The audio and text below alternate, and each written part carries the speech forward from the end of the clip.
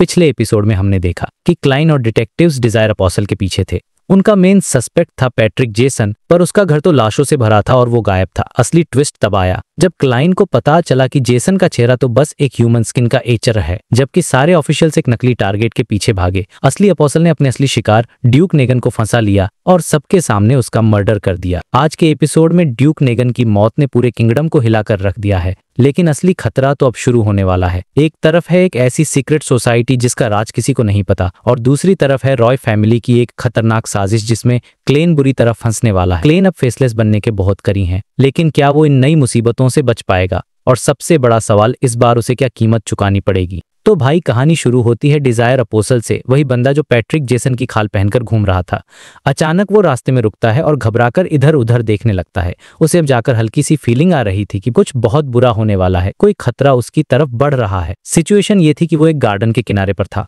जहां सर्दियों की वजह से घास सूख चुकी थी और डार्क ब्राउन मिट्टी दिख रही थी। वीकडे की दोपहर थी तो सड़क पर ज्यादा लोग नहीं थे, जो थे भी उन्हें कुछ भी अजीब नहीं लगा।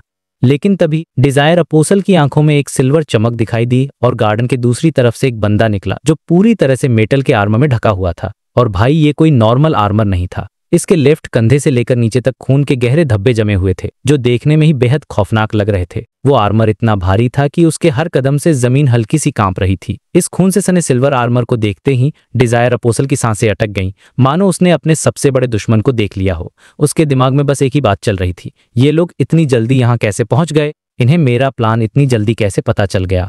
लेकिन वो एक प्रोफेशनल था। उसने तुरंत खुद को शांत किया और आर्मर के अंदर जो भी बियॉन्डर था, उसके इमोशन डिजायर्स को पढ़ने की कोशिश की। और यहीं पर उसे अपनी जिंदगी का सबसे बड़ा शॉक लगा। उसकी सारी पावर्स सिल्वर आर्मर के सामने ब्लॉक हो गईं। उसे ऐसा लगा जैसे उसने किसी पत्थर को छू लिया हो, एक ठंडे आर्मर को जिसके अंदर कोई है ही नहीं।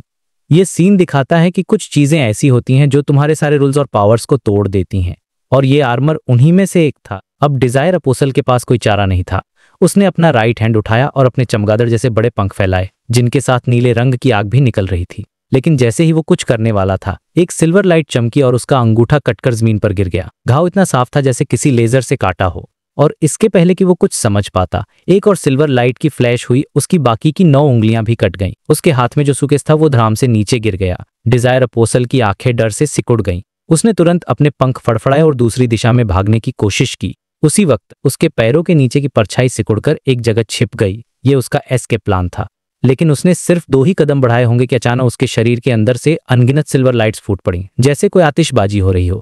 उसके शरीर पर जो काला लिक्विड लगा था वो बारिश की बूंदों की तरह जमीन पर बिखर गया। उसके हाथ, कंपसलियां, गर्दन, सब कुछ एक एक कर कटकर नीचे गिरने लगे। Splash splat splat. उसकी पीली खून से सनी अंतड़ियां जमीन पर बिखर गई, साथ में उसका तड़पता हुआ पेट और उसका दिल, जो अभी भी धड़क रहा था। जहां वो खड़ा था वहां खून का एक तालाब बन गया था, और जैसे जैसे उसके टुकड़े आगे गिरे, उन्होंने मिलकर मौत के एक खूबसूरत फूल जैसी आकृति बना दी। मतलब सोचो, एक सीक्वेंस 5 का एक्सपर्ट, एक डिजायर अपोज जिसने अभी अभी एक इम्पॉसिबल मर्डर किया था, वो बिना किसी रेजिस्टेंस के कुछ ही सेकंड्स में टुकड़ों में कट गया। ये पावर थी एक ग्रेड 1 सील्ड आर्टिफैक्ट की। ये वही सील्ड आर्टिफैक्ट था जिसकी वजह से 1 लाख से ज्यादा लोगों ने अपनी जानें गंवाई थी। Sealed artefact 142। उस भयानक आर्मर को पहने हुए लियोनार्ड मिशेल ने बड़ी मुश्किल से 2 कदम आगे बढ़ाए और जमीन पर बिखरे टुकड़ों को देखकर जोर से बोला, वह भी पूरी तरह से मरा नहीं है। उसने थोड़ा रुक आगे कहा, अलग डेविल्स की अलग खासियतें होती हैं। ये डिजायर अपोसल एक शैडो शिफ्टर है। उसने बस अपनी बॉडी छोड़ दी है और एक परछाई बनकर भाग गया है। ये सुनकर सोल एश्योरर सोएस्ट, जो बाकी नाइटहॉक्स और मशीनरी हाइव माइंड के मेंबर्स को नॉर्मल लोगों को दूर रखने का ऑर्डर दे पास आया। उसने अपनी पॉकेट वॉच निकालकर देखी और सीरियस होकर पूछा, सिर्फ 10 मिनट्स बचे हैं, क्या ये काफी होगा? जबरदस्ती मत करना, लियोनार्ड ने बिना झिझके कहा। कोई प्रॉब्लम नहीं, 142 ने उसे लॉक कर लिया है। मैं उसके एक्साइटमेंट को महसूस कर सकता हूँ। अब सीन आता है क्लेन का। वो क्वेला क्लब के लाउंज में था और न्यूज़पेपर्स लेकर टॉयलेट में चला गया। उसे डर था कि कहीं डिजायर अपोसल पहले ही न भाग जाए और उसके इसेनगार्ड, स्टैंटन और बाकी डिटेक्टिव्स के लिए खतरा बन जाए। इसलिए उसने ग्रे फॉग के ऊपर जाकर एक बार डिवाइनेशन करने का फैसला किया, ताकि वो डिजायर अपोसल की करंट सिचुएशन को कंफर्म कर सके। उसने खुद को एक पेपर फिगरीन से रिप्लेस किया और द फूल की सीट पर बैठ गया। उसने जेसन बेरिया के रुमाल का इस्तेमाल करके उसकी लोकेशन जानने की कोशिश की। धुंधले सपनों की दुनिया में क्लेन ने अंधेरे सीवर्स को देखा, एक जीती जागती परछाई को देखा जो बार बार अपने शरीर को फिर से बनाने की कोशिश कर रही थी, लेकिन नाकाम हो रही थी। सीन थोड़ा ऊपर गया और जमीन के ऊपर एक बहुत बड़ा कैथेड्रल दिखा, होली विंड कैथेड्रल। क्लेन ने अपनी आंखें खोली और उसे सारी सिचुएशन समझ आई, और अभी तक पकड़ा नहीं गया है, लेकिन वो बहुत बुरी तरह से घायल है और उसकी हालत बहुत अजीब है। उसका सूटकेस भी गायब है, जरूर घायल होते वक्त गिर गया होगा। क्लेन ने थोड़ा सोचा और डिवाइनेशन का इस्तेमाल करके बैकलैंड का मैप और सीवर्स का लेआउट अपने सामने बना लिया। मैप्स को देखकर क्लेन को पता चला कि डिजायर अपोसल नदी की तरफ भागने की दिशा में हिलस्टन बोरो की तरफ जा रहा था, मानो वो वहां से एम्प्रेस बोरो की आर्टिफिशियल लेक में घुसना चाहता हो। इसका मतलब है वो मेरे और करीब आ रहा है। ये सोचते ही क्लेन के दिमाग में एक आइडिया आया। वो बुरी तरह से घायल है, उसकी हालत खराब है, मतलब डिवाइनेशन को रोकने उसकी पावर बहुत कम हो गई है। मैं उसे ढूंढ सकता हूँ। लोगों को ढूंढने में मैं एक प्रोफेशनल हूँ। मैं उसे ऐसे ही भागने नहीं दे सकता। ये फैसला करने के बाद क्लेन वापस असली दुनिया में लौटा। उसने फटाफट एक रिचुअल सेटअप किया, खुद को समन किया और खुद को ही रेस्पॉन्ड किया। कुछ ही देर में बाथरूम के अंदर एक फिगर खड़ा था जिसने काला आर्मर, काला क्राउन और एक काला केप पहना हुआ था। ये क्लेन का स्पिरिट बॉडी स्टेट, जिसके हाथ में ब्लैक एम्पेरर कार्ड था। उसने सन ब्रोच और बायोलॉजिकल पॉइजन बॉटल जैसे मिस्टिकल आइटम्स को भी इंक्लूड कर लिया था। फिर वो हवा में गायब हो गया और क्वेला क्लब से नहीं उड़ सकता था, तो वो बहुत तेज था। जेसन बेरिया का असली चेहरा उसे याद था और रुमाल भी उसके पास था। इन दोनों चीजों की मदद से उसने फटाफट पता लगा लिया कि जेसन किन सीवर एरिया से गुजरा था। उस अंधेरी और बदबूदार जगह में घुसने के बाद क्लेन अपनी मैक्सिमम स्पीड से आगे बढ़ने लगा। दूसरी तरफ डिजायर अपोसल एक बार फिर से अपना कंट्रोल खोने वाला था। वो रुका और गीली दीवारों से सटकर खड़ा हो गया। अपने अंदर के खून खराबे और मारने की इच्छा को काबू करने की कोशिश कर रहा था। हाँफते हुए पतली सी परछाई फिर से आगे बढ़ने लगी, लेकिन तभी उसने अचानक अपना सिर घुमाया और उस जगह को देखा जहां से वो अभी अभी गुजरा था। एक काला आर्मर और एक काला क्राउन सबसे पहले उसकी नजरों में आए, जो एक बेहद रौबदार फिगर बना रहे थे, और उस फिगर के पीछे उसका केप हवा में लहरा रहा था जैसे कोई राजा आगे बढ़ रहा हो। और ठीक उसी वक्त खून से सना भारी सिल्वर आर्मर लियोनार्ड भी एक एंट्रेंस से नीचे सीवर्स में उतर गया। अब सिचुएशन ये थी, डिजायर अपोसल आगे आगे भाग रहा था, उसके पीछे क्लेन था और उन दोनों के पीछे लियोनार्ड और रेड ग्लव्स की टीम थी। एक ही शिकार और 3 शिकारी। बैकलैंड के सीवर्स में एक डेडली गेम शुरू होने वाला था। तो पिछले चैप्टर के एंड में क्लेन ने ड्यूक नेगन के असैसिन को ट्रैक डाउन कर लिया था। सिचुएशन यह है, अंधेरे सीवर्स में क्लेन अपने स्पिरिट बॉडी फॉर्म में है, यानी एक तरह से वो एक पावरफुल घोस्ट बना हुआ है। अब नॉर्मल इंसान को तो यहाँ कुछ नहीं दिखता, पर क्लेन को सब क्रिस्टल क्लियर नजर आ रहा था। जैसे ही डिजायर अपोसल यानी उस असेसिन को क्लेन की प्रेजेंस महसूस हुई, वैसे ही क्लेन ने भी उसे स्पॉट कर लिया। और भाई यहाँ कोई डायलॉगबाजी नहीं गई, कोई वार्निंग नहीं दी गई। बिना कोई बात के सीधा अपना मुंह खोलता है और एक साउंडलेस यानी बिना आवाज वाली चीख निकालता है। यह कोई नॉर्मल अटैक नहीं था दोस्तों, यह सीधा रूह पर आत्मा पर वार था, जो फिजिकल बॉडी को नहीं सीधा सोल को डैमेज कर पोसा है। डिजायर से जो पहले से ही बुरी तरह जख्मी था, इस अटैक से वहीं जम गया, जैसे किसी ने उसके सिर पर हथौड़ा मार दिया हो। उसकी बॉडी से शैडो जैसे काले हिस्से गिरने लगे और वो ऑलमोस्ट बेहोश होने वाला था। अपनी फिजिकल बॉडी के बिना उसकी आत्मा एक तूफान में जलती हुई मोमबत्ती की तरह थी, जो कभी भी बुझ सकती थी। उसे समझ आ गया कि वो डायरेक्टली नहीं लड़ सकता, तो उसने एक ट्रिक चली। उसका शैडो अचानक से एक काले लिक्विड में बदल गया और हर तरफ फैल गया, ताकि क्लेन कंफ्यूज हो जाए कि पीछा किसका करना है। और इसी कंफ्यूजन का फायदा उठाकर एक शैडो क्लेन के पीछे से निकलकर उस अटैक कर लिए झपटता है। वो लिक्विड सिर्फ एक ध्यान भटकाने का तरीका था, असली अटैक तो पीछे से होना था। पर क्लेन अपनी जगह से शैला तक को उसने ऊपर आने दिया, लेकिन जैसे ही वो शैडो क्लेन को टच करता है, वो बुरी तरह कांपने लगता है, जैसे उसने दुनिया की सबसे ठंडी चीज को छू लिया हो। उसकी स्पीड एकदम स्लो हो गई, जैसे वो जम गया हो। उसे पता था कि क्लेन एक व्रेथ है और व्रेथ्स में फ्रीजिंग इफेक्ट्स होते हैं, पर उसे ये अंदाजा नहीं था कि यह इफेक्ट इतना पावरफुल होगा।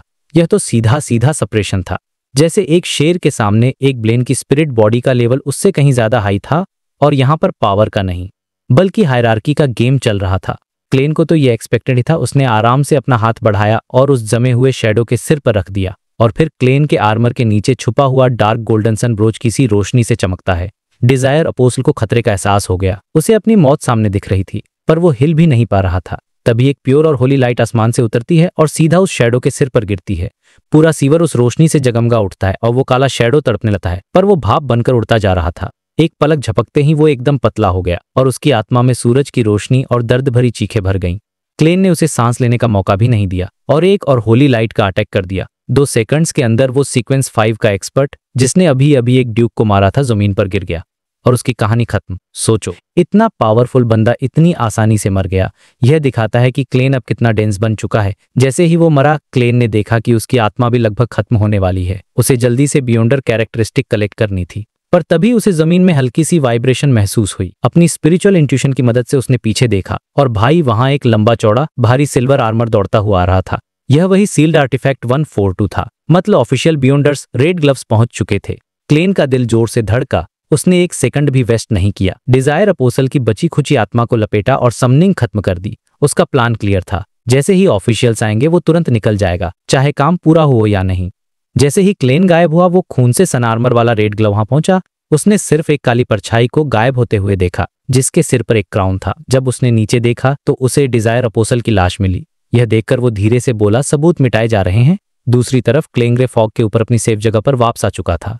यहाँ पर वो एक असली स्पिरिट मीडियम की तरह बिना किसी रिचुअल के आत्माओं से बात कर सकता था। उसने डिजायर अपोसल की आत्मा से सबसे इंपॉर्टेंट सवाल पूछने की तैयारी की, क्योंकि वो कभी भी गायब हो सकती थी। पहला सवाल, तुम्हारा मकसद क्या था?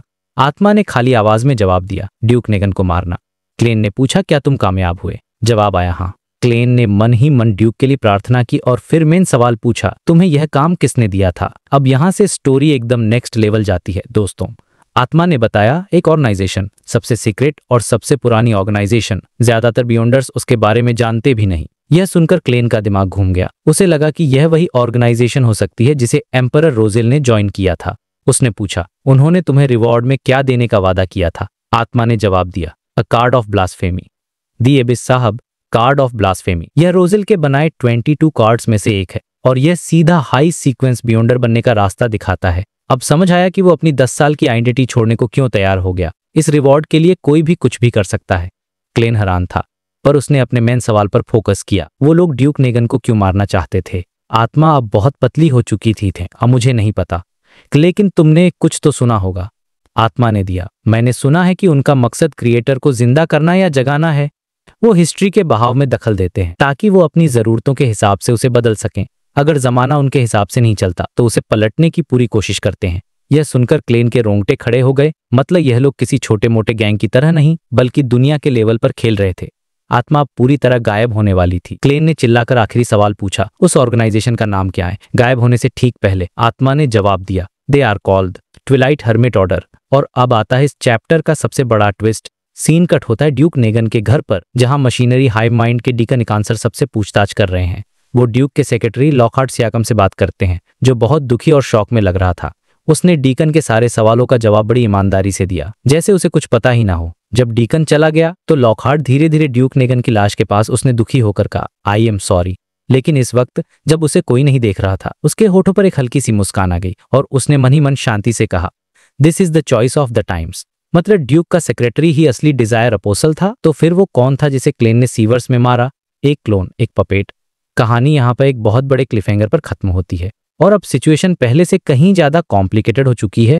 तो भाई, पिछले एपिसोड में क्लेन ने ड्यूक नेगन के मर्डर केस को सॉल्व करने में एक बहुत बड़ा रोल प्ले किया था, लेकिन अब इस चैप्टर में हम देखेंगे कि उस मर्डर का पॉलिटिकल असर क्या होता है। बैकलूंड में पॉलिटिक्स की दुनिया में भूचाल आ गया है। सीन शुरू होता है प्राइम मिनिस्टर के घर से, जहां वो और अर्ल हॉल, जो एक और पावरफुल नोबल है, बात कर रहे हैं। प्राइम मिनिस्टर एगोसिड नेगन का चेहरा बिल्कुल उतरा हुआ है, क्योंकि मरने वाला ड्यूक कोई और नहीं बल्कि उसका अपना भाई था। सोचो, देश के प्राइम मिनिस्टर के भाई का मर्डर हो गया है। सिचुएशन कितनी सीरियस होगी।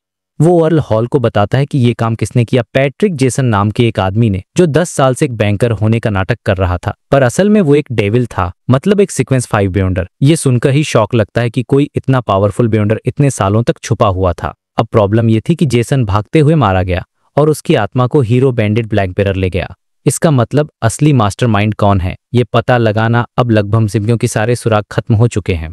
यहाँ से शुरू होता है असली पॉलिटिकल गेम। प्राइम मिनिस्टर और अल हॉल को पता है कि अगर उन्होंने पब्लिक को सच बताया कि एक सुपर सीक्रेट ऑर्गेनाइजेशन है जिसके बारे में उन्हें कुछ नहीं पता, तो पूरे किंगडम में पैनिक फैल जाएगा। लोग डर जाएंगे कि अगर ड्यूक तक सेफ नहीं है तो हमारा क्या होगा। तो वो लोग एक प्लान बनाते हैं एक स्केपगोट ढूंढने का, मतलब किसी ऐसे पर इल्जाम डाल दो जिस पर लोग आसानी से यकीन कर ले, ताकि असली क्रिमिनल्स को ढूंढने का टाइम मिल जाए और पब्लिक भी शांत रहे।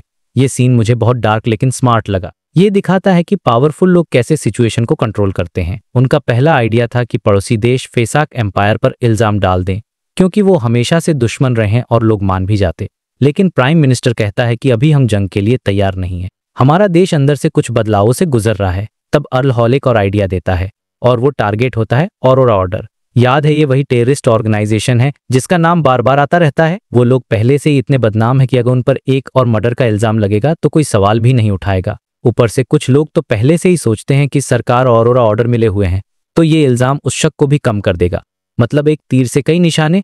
और उनका लॉन्ग टर्म प्लान और भी खतरनाक था। अभी के लिए ऑरोरा ऑर्डर को ब्लेम करो और जब अगले साल हम जंग के लिए रेडी हो जाएं तो ये अनाउंस कर दो कि ऑरोरा ऑर्डर के पीछे फैसा कैंपाई का हाथ था।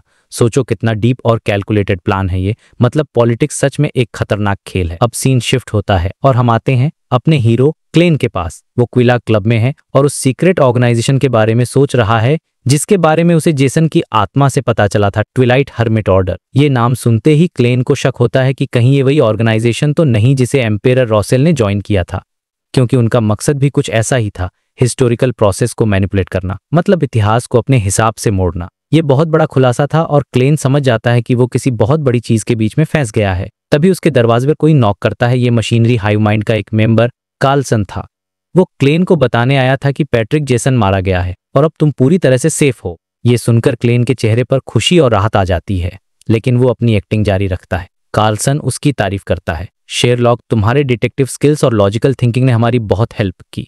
और वो बताता है कि मशीनरी हाइव माइंड उसे इनाम के तौर 1000 पाउंड्स देगी। अब यहाँ एक फनी मोमेंट आता है। क्लेन खुश तो होता है लेकिन उसके दिमाग में चल रहा होता है, यार जेसन के सूटकेस में तो कम से कम 50,000 पाउंड्स थे, काश वो मुझे मिल जाते। ये दिखाता है कि क्लेन आज भी पैसों की वैल्यू समझता है, जो उसे बहुत रिलेटेबल बनाता है। और ये इनाम सिर्फ पैसा नहीं, ये इस बात का सबूत था कि उसकी शेरलॉक मोरियार्टी वाली परफॉर्मेंस सुपर सक्सेसफुल रही। मशीनरी हाइव माइंड को उस पर जरा भी शक नहीं हुआ। कार्लसन उसे अपना इन्फॉर्मेंट बनने का ऑफर भी देता है और क्लेन खुशी खुशी मान जाता है, क्योंकि अब उसके पास इन्फॉर्मेशन और पैसे का एक और सोर्स आ गया था। चैप्टर के एंड में क्लेन अपने घर वापस आता है। उसे डिटेक्टिव इसेनगार्ड स्टैंटन का एक लेटर मिलता है। लेटर में इसेनगार्ड ने क्लेन तेज बुद्धि और डिडक्शन स्किल्स की जमकर तारीफ की थी। उसने लिखा था, तुम बेस्ट यंग डिटेक्टिव हो जिससे मैं आज तक मिला हूं। अब याद करो मैजिशियन पोशन का एक्टिंग मेथड, तुम्हें अपना रोल प्ले करना होता है और ऑडियंस से फीडबैक लेना होता है। मशीनरी हाइव माइंड का इनाम और अब इसेनगार्ड की तारीफ, ये क्लेन के लिए फाइनल ऑडियंस फीडबैक था। जैसे ही वो लेटर पढ़ता है उसे अपने अंदर एक बहुत बड़ा चेंज महसूस होता है। उसे ऐसा लगता है जैसे उसके अंदर कुछ टूटकर बिखर रहा है और फिर गायब हो रहा है। और बस उसी पल 1349 के आखिरी महीने में उसकी मैजिशियन पोशन फाइनली पूरी तरह से डाइजेस्ट हो जाती है। ये क्लेन के लिए एक बहुत बड़ी जीत थी। अब वो ऑफिशियली अगले सीक्वेंस 6 के लिए तैयार था। यहाँ से उसकी पावर और जर्नी एक नए लेवल पर जाने वाली थी। तो सिचुएशन यह है कि रात का टाइम है, बैकलैंड की सड़कें गीली हैं और कभी कभी कोई घोड़ा गाड़ी वहां से निकल रही है। बैकलैंड शहर ऐसी जगह पर था जहां लगभग पूरे साल बारिश होती रहती थी। जुलाई में भी हाईएस्ट टेम्परेचर 28 डिग्री होता था। ठंड काफी थी और ये ऐसी ठंड नहीं थी जो सिर्फ बर्फ वाली हो, ये ह्यूमिडिटी वाली ठंड थी जो कपड़ों के अंदर से हड्डियों तक जाती थी। इतनी ठंड की नॉर्थ के लोग भी कभी कभी परेशान हो जाते थे। अब इस माहौल में क्लेन अप रूम में एक खिड़की के पास खड़ा है और उसने फायरप्लेस भी नहीं जलाया हुआ है। वो बस बाहर शांति से देख रहा है और उसका मन, बॉडी, सोल सब कुछ एकदम रिलैक्स्ड फील कर रहा है। और वो रिलैक्स्ड क्यों है? क्योंकि फाइनली उसका मैजिशियन पोशन पूरी तरह से डाइजेस्ट हो चुका है। वो रेडी है नेक्स्ट लेवल के लिए, सीक्वेंस 6 यानी फेसलेस। बस उसे इंग्रेडिएंट्स जमा करने और पोशन बनाना है। वो सोच रहा था कि उसकी लाइफ अभी कितनी सॉर्टेड लग रही है। डिजायर एपोसल्स ने पर्सनली फिनिश ऑफ कर दिया। वो बचकर भाग नहीं पाया। ऑरोरा ऑर्डर वाले अभी भी द फूल के बिलीवर्स को ढूंढने में गोल गोल घूम रहे हैं। उन्हें कुछ नहीं मिला। बस दो ही टेंशन है, एक तो मिस्टर एजिक जिनका कोई अननोन फैक्शन पीछा कर रहा है और दूसरा पोशन के इंग्रेडिएंट्स। इन दो चीजों को छोड़ दे तो क्लेन की लाइफ फिलहाल टेंशन फ्री थी। फिर वो सोचने लगा कि उसने डिजायर एपोसल को मारने का इतना बड़ा रिस्क उठाया ही क्यों? वो ये काम ऑफिशियल बियॉन्डर्स पर भी छोड़ सकता था। लेकिन देखो, लॉजिक बहुत सिंपल था। अगर डिजायर एपोसल किसी तरह ऑफिशियल बियॉन्डर्स से बचकर भाग जाता तो क्या होता? उसे ये बात हमेशा याद रहती कि क्लेन की वो क्रूशियल एडवाइस थी जिसकी वजह से उसका पूरा प्लान फेल हुआ और वो पकड़ा गया। और एक डेविल भले ही अपने साथियों का बदला ना ले, लेकिन उस इंसान से बदला जरूर लेता जिसने उसे लगभग मरवा दिया था। तो क्लेन पर हमेशा एक खतरा बना रहता। पर इससे भी एक बड़ा खतरा था। सोचो, डिजायर एपोसल को ट्वाइलाइट हर्मिट ऑर्डर हेल्प कर रहा था। अगर वो भाग जाता और उसे उस ऑर्गेनाइजेशन से और इबिस कार्ड से और ज्यादा हेल्प मिलती तो वो शायद एडवांस होकर एक हाई सीक्वेंस बियॉन्डर बन जाता।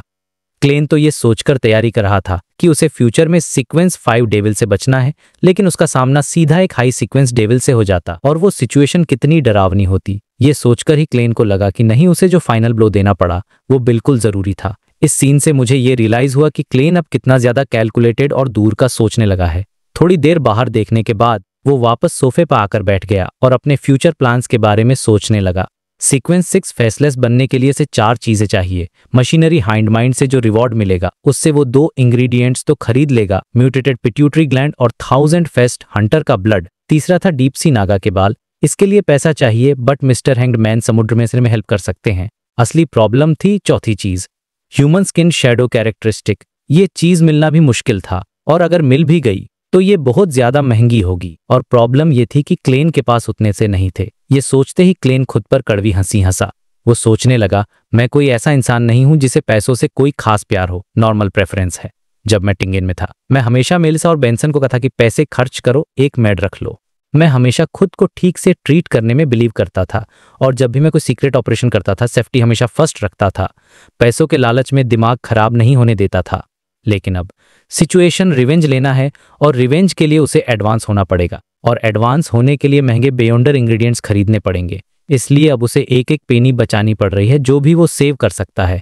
यही सब सोचते सोचते उसे लिविंग रूम में सच में ठंड लगने लगी। उसका मैजिशियन का कंस्टिट्यूशन इतना भी कोई स्ट्रांग नहीं था। उसने सोचा कि अब सोने में सिर्फ 3-4 घंटे ही बचे हैं, इसके लिए फायरप्लेस वापस जलाने का कोई मतलब नहीं है, फालतू खर्चा होगा।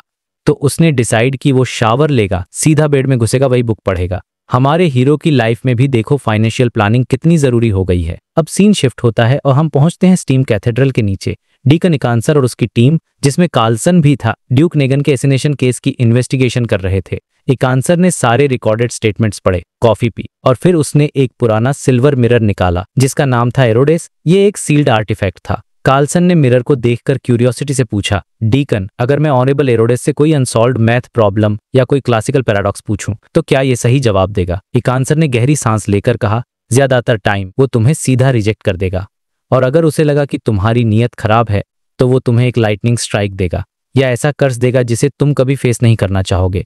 ये एक जिंदा सील्ड आर्टिफैक्ट है जिसकी इंटेलिजेंस एक्सट्रीमली हाई है। ये कोई मशीन नहीं है। इसे यूज करते टाइम लूपहोल्स ढूंढने की कोशिश मत करना। कार्लसन, जो खुद को बहुत ओपन ऑनेस्ट मानता था, उसने कहा, डीकन, मैं आपके लिए सवाल पूछता हूं, मेरे पास छुपाने के लिए कुछ नहीं है। इकांसर ने कड़वी स्माइल दी और कहा, जरूरत नहीं है। जो मुझे जानना चाहिए था वो मैं पहले ही जान चुका हूं। और कभी कभी ऑनरेबल एरोडेस बहुत डीप सवाल पूछ लेता है। तुम्हारी बॉडी की कंडीशन के हिसाब से उसका पेनल्टी झेलना आसान नहीं होगा। ये कहकर उसने मिरर की सरफेस को 3 बार धीरे धीरे स्ट्रोक किया। उसने गहरी आवाज में पूछा, ऑनरेबल एरोडेस, मेरा सवाल है, किसने या किस फैक्शन ने डिजायर एपोसल को ड्यूक नेगन को एसेसिनेट करने के लिए उकसाया? सिल्वर मिरर थोड़ी देर शांत रहा, फिर उसकी सरफेस पर लाइट उभरी और एक ऑयल पेंटिंग जैसा सीन बना। सीन था एक बड़े से मैदान का जहां सूरज डूबने वाला था। हर तरफ हल्की गोल्डन रोशनी फैली थी, यानी ट्वाइलाइट का वक्त। टीम के बाकी लोग एक दूसरे को देखने लगे। इसका क्या मतलब है? एक मिस्ट्री प्रायर बोला, ट्वाइलाइट मतलब जिंदगी का अंत, कोई डेथ को मानने वाला सेक्ट, या दुनिया के खत्म होने, पोकेल्स में बिलीव करने वाले पागल। कार्लसन ने कहा, मुझे लगता है लास्ट वाला। लेकिन इकांसर उनका डिस्कशन इग्नोर कर रहा था, क्योंकि मिरर पर एरोडेस का सवाल आ चुका था, तुम्हें किस कलर की अंडरवियर सबसे ज्यादा पसंद है? बूम! ये सुनते ही इकांसर का चेहरा लाल हो गया। ऐसा लगा जैसे सिर से धुआं निकल रहा हो। पूरी टीम के सामने उसने बहुत मुश्किल से एक शब्द निकाला, रेड। कमरे में एकदम शांति छा गई। कार्लसन और बाकी लोग ऐसे प्रिटेंड करने लगे जैसे वो कोने में कुछ देख रहे हों। इकांसर थक कर बैठ गया और दूसरा सवाल पूछने की तैयारी करने लगा। तभी कार्लसन से रहा नहीं गया। वो बोला, डीकन, मुझे ट्राई करने दो। कार्लसन ने कॉन्फिडेंस से मिरर को 3 बार स्ट्रोक किया और पूछा, ऑनरेबल एरोडेस, मेरा सवाल है, डिजायर एपोसल के साथी कौन थे? मिरर पर लाइट घूमी और सीन बदला। पहले उसने एक औरत की पीठ दिखाई जिसका फिगर बहुत आउटस्टैंडिंग था। फिर एक ऐसा इंसान दिखा जो एक्सट्रीमली ब्लर था, बस कपड़ों से लग रहा था कि वो एक आदमी है। कार्लसन ने कहा, उसका एक पार्टनर पक्का था। ये वही होगा जिसने ड्यूक नेगन की इंटेलिजेंस बेची होगी। वो काफी खुश था। उसे लगा उसके पास तो कोई सीक्रेट्स हैं ही नहीं, तो वो अगले सवाल से क्यों डरेगा? इस बार एरोडेस ने 3 ऑप्शन दिए, क्वेश्चन, मिशन या पेनल्टी। कार्लसन ने बिना झिझके कहा, क्वेश्चन। सिल्वर मिरर पर खून से टपकते हुए जैसे शब्द उभरे, क्या तुम रोज अपने हाथ से खुद को रिलीव करते हो? कार्लसन के होंठ कांप गए, उसके कान एकदम गर्म हो गए। हालांकि उसे ये चीज बहुत नॉर्मल लगती थी, लेकिन अपने सुपीरियर और इतने सारे टीममेट्स के सामने इसे एडमिट करना, उसे ऐसा लगा कि वो जमीन में गड़ जाए। उसने बहुत धीरे से जवाब दिया, लगता है एरोडेस का काम ही है सबकी इज्जत का फलूदा करना। अब सीन शिफ्ट होता है सेंट सैमुअल कैथेड्रल, नाइटहॉक्स का हेडक्वार्टर। डेली ने सोल एश्योर सोएस्ट के सामने फाइल्स का एक ढेर फेंका और कहा, ये रही टैरो कार्ड केस की सारी इंफॉर्मेशन। सोएस्ट ने कहा, ये तो जितना मैंने सोचा था उससे कम है। डेली हंसी, सिर्फ इंडेक्स है, मतलब केस फाइल्स तो कितनी ज्यादा होंगी सोचो। तभी हम सबके फेवरेट लियोनार्ड ने कहा, कैप्टन सोएस्ट, हम उन लोगों की थारो इन्वेस्टिगेशन क्यों नहीं करते जिन्होंने जेसन बेरिया डिजायर एपोसल से इंटरेक्ट किया था, और उसे पिछले 2 केस से कंपेयर करें। शायद हमें उस ऑर्गेनाइजेशन का क्लू मिल जाए जो टैरो कार्ड्स यूज करती है। लेकिन कैप्टन सोफेस्ट ने एक स्माइल के साथ समझाया, ड्यूक नेगन लॉर्ड ऑफ स्टॉर्म्स के पक्के बिलीवर थे और वो पॉलिटिकल सीन में चर्च ऑफ स्टॉर्म्स के इंटरेस्ट को रिप्रेजेंट करते थे। इसलिए मैंडेटेड पनिशर्स चर्च ऑफ स्टॉर्म्स वाले पागलों की तरह असली कल्प्रिट को ढूंढ रहे होंगे। अगर हम इस केस में इन्वॉल्व हुए तो हमारे और उनके बीच आसानी से झगड़ा हो जाएगा। हम अपने टैरो कार्ड्स वाले केस पर ही फोकस करते हैं, क्या पता कोई नया क्लू मिल जाए। बेशक हमें भागदौड़ करनी पड़ेगी, लेकिन रेड ग्लव्स की ड्यूटी ही यही है। लियोनार्ड समझ गया, उसने सिर हिलाया, लेकिन उसी पल लियोनार्ड के दिमाग के अंदर वो बूढ़ी आवाज पहले ज़ोरोआस्टर सी, उस ओल्ड मैन ने कहा, नाइटहॉक्स ने इसे ऐसे ही मिस कर दिया। उस इंसान में हीरो बैंडिट एम्परर यानी क्लेन में ब्लैक परर की स्मेल है, असली ब्लैक परर की। ये एक बहुत बहुत बड़ा हिंट था जो सिर्फ लियोनार्ड को मिला, और जैसा सोएस्ट ने कहा था वही हो रहा था। Holi wind cathedral church of storm spell singer of God S snake अपने एलिट मैंडेटेड पनिशर्स को ऑर्डर्स दे रहे थे, तुम्हारा सिर्फ एक मिशन है, ड्यूक नेगन के एसेसिनेशन को इन्वेस्टिगेट करना। अप्लाई करने के बाद तुम सबको ग्रेड 1 सील आर्टिफैक्ट यूज करने का राइट है, तुम्हें पता लगाना ही होगा कि कौन हमें टारगेट कर रहा है। उनके एलिट कैप्टन ने, जिसके गले पर एंकर का टैटू, तुरंत सैल्यूट किया। मतलब चर्च ऑफ स्टॉर्म्स केस के लिए फुल वॉर मोड में आ चुका था। और अब चैप्टर का फाइनल सीन एम्प्रेस बोरो अर्ल हॉल के आलीशान विला में। हमारी मिस जस्टिस ऑड्रे, उसने देखा कि उसके फादर अर्ल हॉल लेट घर आए हैं, उनका एक्सप्रेशन बहुत ज्यादा ग्रेव सीरियस है। उसने तुरंत अपनी डॉग सूजी को उनकी बातें सुनने के लिए भेज दिया। सूजी वापस आई, उसने अपने पैरों से दरवाजा बंद किया और कहा, ड्यूक नेगन एसेसिनेट हो गए। ऑड्रे वो एकदम फ्रीज हो गई, उसे लगा उसने गलत सुना है। हालांकि उसने पहले भी ड्यूक पर एक एसेसिनेशन अटेम्प्ट एक्सपीरियंस किया था, लेकिन उसने कभी सोचा नहीं था कि इतना पावरफुल नोबल सच में मर जाएगा। ऑड्रे को ये सब अनरियल लग रहा था। एक इतना पावरफुल इंसान जो हंसता बोलता था, जिसने उसे जमीन का एक टुकड़ा दिया था, वो बस ऐसे ही मर गया। उसे अचानक एडंट वर्ल्ड की क्रूएल्टी और ठंडक महसूस हुई। उसने सबकॉन्शियसली पूछा किया। सूज ने जल्दी से जवाब दिया, एक सीक्वेंस 5 डेविल ने, लेकिन उसे so called hero banded black emperor ने साइलेंस कर दिया। ऑड्रे वो फिर से स्टन रह गई। ये कैसे हो सकता है? हीरो बैंडेड ब्लैक एम्परर, वो तो मिस्टर फूल के ब्लेस्ड हैं। उन्होंने ही तो पिछली बार ड्यूक नेगन को किलागोस के एसेसिनेशन अटेम्प्ट से बचाया था। ये तो एक कंप्लीट कॉन्ट्राडिक्शन है। ऑड्रे तुरंत टेंशन में आ गई। उसने सूजी को वापस बातें सुनने भेजा, दरवाजा लॉक किया और बेड पर बैठकर मिस्टर फूल को प्रे करने लगी। उसने पूरा हॉनोरिफिक नेम पढ़ा, ड्यूक के एसेसिनेशन के बारे में बताया और फिर पूरे भरोसे के साथ पूछा, क्या आपके ब्लेस्ड वहां मौजूद थे? कुछ देर बाद उसे एंडलेस ग्रे फॉग दिखा और द फूल की आवाज सुनाई दी। मिस्टर फूल यानी क्लेन ने कहा, यस हाँ, वो उस ऑर्गेनाइजेशन को ढूंढ रहा है जिसने डिजायर अपोसल को डायरेक्ट किया था। ये सुनते ही ऑड्रे को सब समझ आ गया। वो रिलैक्स हो गई। मतलब मिस्टर फूल ने अटैक ऑर्डर नहीं किया था। शायद पिछली बार किलागोस को भी इसी सीक्रेट ऑर्गेनाइजेशन वसे रोका गया था। उसने क्यूरियोसिटी से पूछा, ये कौन सी ऑर्गेनाइजेशन है जिस पर आपका अटेंशन है? एक सेकंड बाद उसने मिस्टर फूल को एकदम शांत तरीके से जवाब देते हुए सुना, ट्वाइलाइट हर्मिट ऑर्डर। और यहीं पर चैप्टर खत्म हो जाता है। मतलब ये गेम अब बहुत बड़े लेवल पर पहुंच गया है। तो टैरो क्लब की मीटिंग खत्म होती है और द फूल गायब हो जाते हैं, लेकिन ऑड्रे के दिमाग में बस एक ही नाम गूंज रहा था, ट्वाइलाइट हर्मिट ऑर्डर। ये कैसी ऑर्गेनाइजेशन है? उसने तो इसके बारे में पहले कभी सुना भी नहीं था। हद तो ये थी कि मिस्टर हैंग्डमैन, जिन्हें बियॉन्डर वर्ल्ड की इतनी गहरी नॉलेज है, उन्होंने भी कभी इसका जिक्र तक नहीं किया। यहाँ से ऑड्रे का दिमाग एक डिटेक्टिव की तरह चलने लगता है। वो तुरंत गेस करती है कि ये ऑर्गेनाइजेशन ऑरोरा ऑर्डर या लाइफ स्कूल ऑफ थॉट जैसी पार्टियों से भी कहीं ज्यादा पावरफुल और मिस्टीरियस है। इतनी सीक्रेट कि चर्च ऑफ स्टॉर्म से जुड़े मिस्टर हैंग्डमैन को भी इसकी भनक नहीं है। और इनका पहला ही कारनामा देखो, किंगडम के सबसे ताकतवर नोबल्स में से एक ड्यूक नेगन का मर्डर करवा दिया। ऑड्रे को एहसास होता है कि शायद यही लोग बियॉन्डर वर्ल्ड के असली कंट्रोलर्स हैं, जो पर्दे के पीछे से सब कुछ चलाते हैं। और अब उसे ये भी समझ आ गया था कि मिस्टर फूल ने पिछली बार हैंग्डमैन की मदद सिर्फ रिवॉर्ड के लिए नहीं की थी, बल्कि वो खुद इस ट्वाइलाइट हॉर्डर को टारगेट कर रहे थे।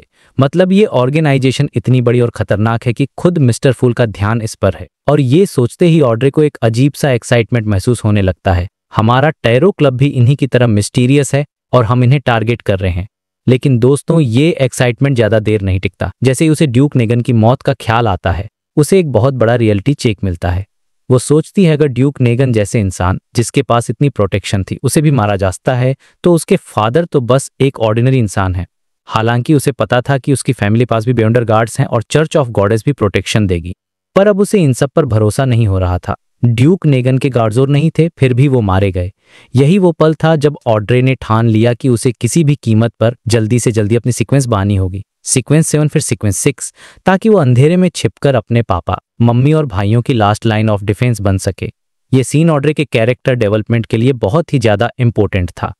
अब कहानी का एंगल शिफ्ट होता है और हम आते हैं मिस्टर हैंग्डमैन यानी एल्गर विल्सन के पास। उसका शिप ब्लू अवेंजर रॉर्स्टेड आर्किपेलागो के पोर्ट पर रुका हुआ था।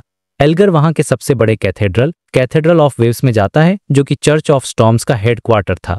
वहां के बिशप से मिलते ही उसे एक अर्जेंट टेलीग्राम दिया जाता है। टेलीग्राम में वही खबर थी, ड्यूक नेगन की हत्या हो चुकी है। लेकिन असली कहानी में एक बहुत बड़ा ट्विस्ट था। टेलीग्राम के मुताबिक ड्यूक के हत्यारे को हीरो बैंडिट ब्लैक परर ने मार गिराया था।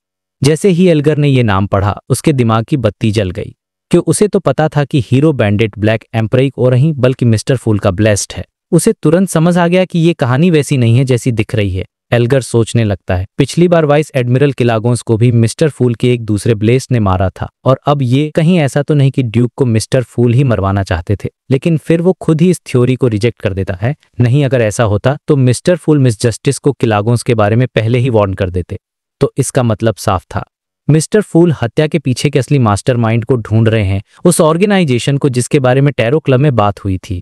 एल्गर के पास एक मौका था कि वो चर्च की स्पेशल इन्वेस्टिगेशन टीम को ज्वाइन कर ले ताकि उसे अंदर की खबर मिलती रहे, लेकिन उसने अपने पुराने प्लान पर ही टिके रहने का फैसला किया, यानी लो प्रोफाइल रहो और दूर से सिचुएशन पर नजर रखो।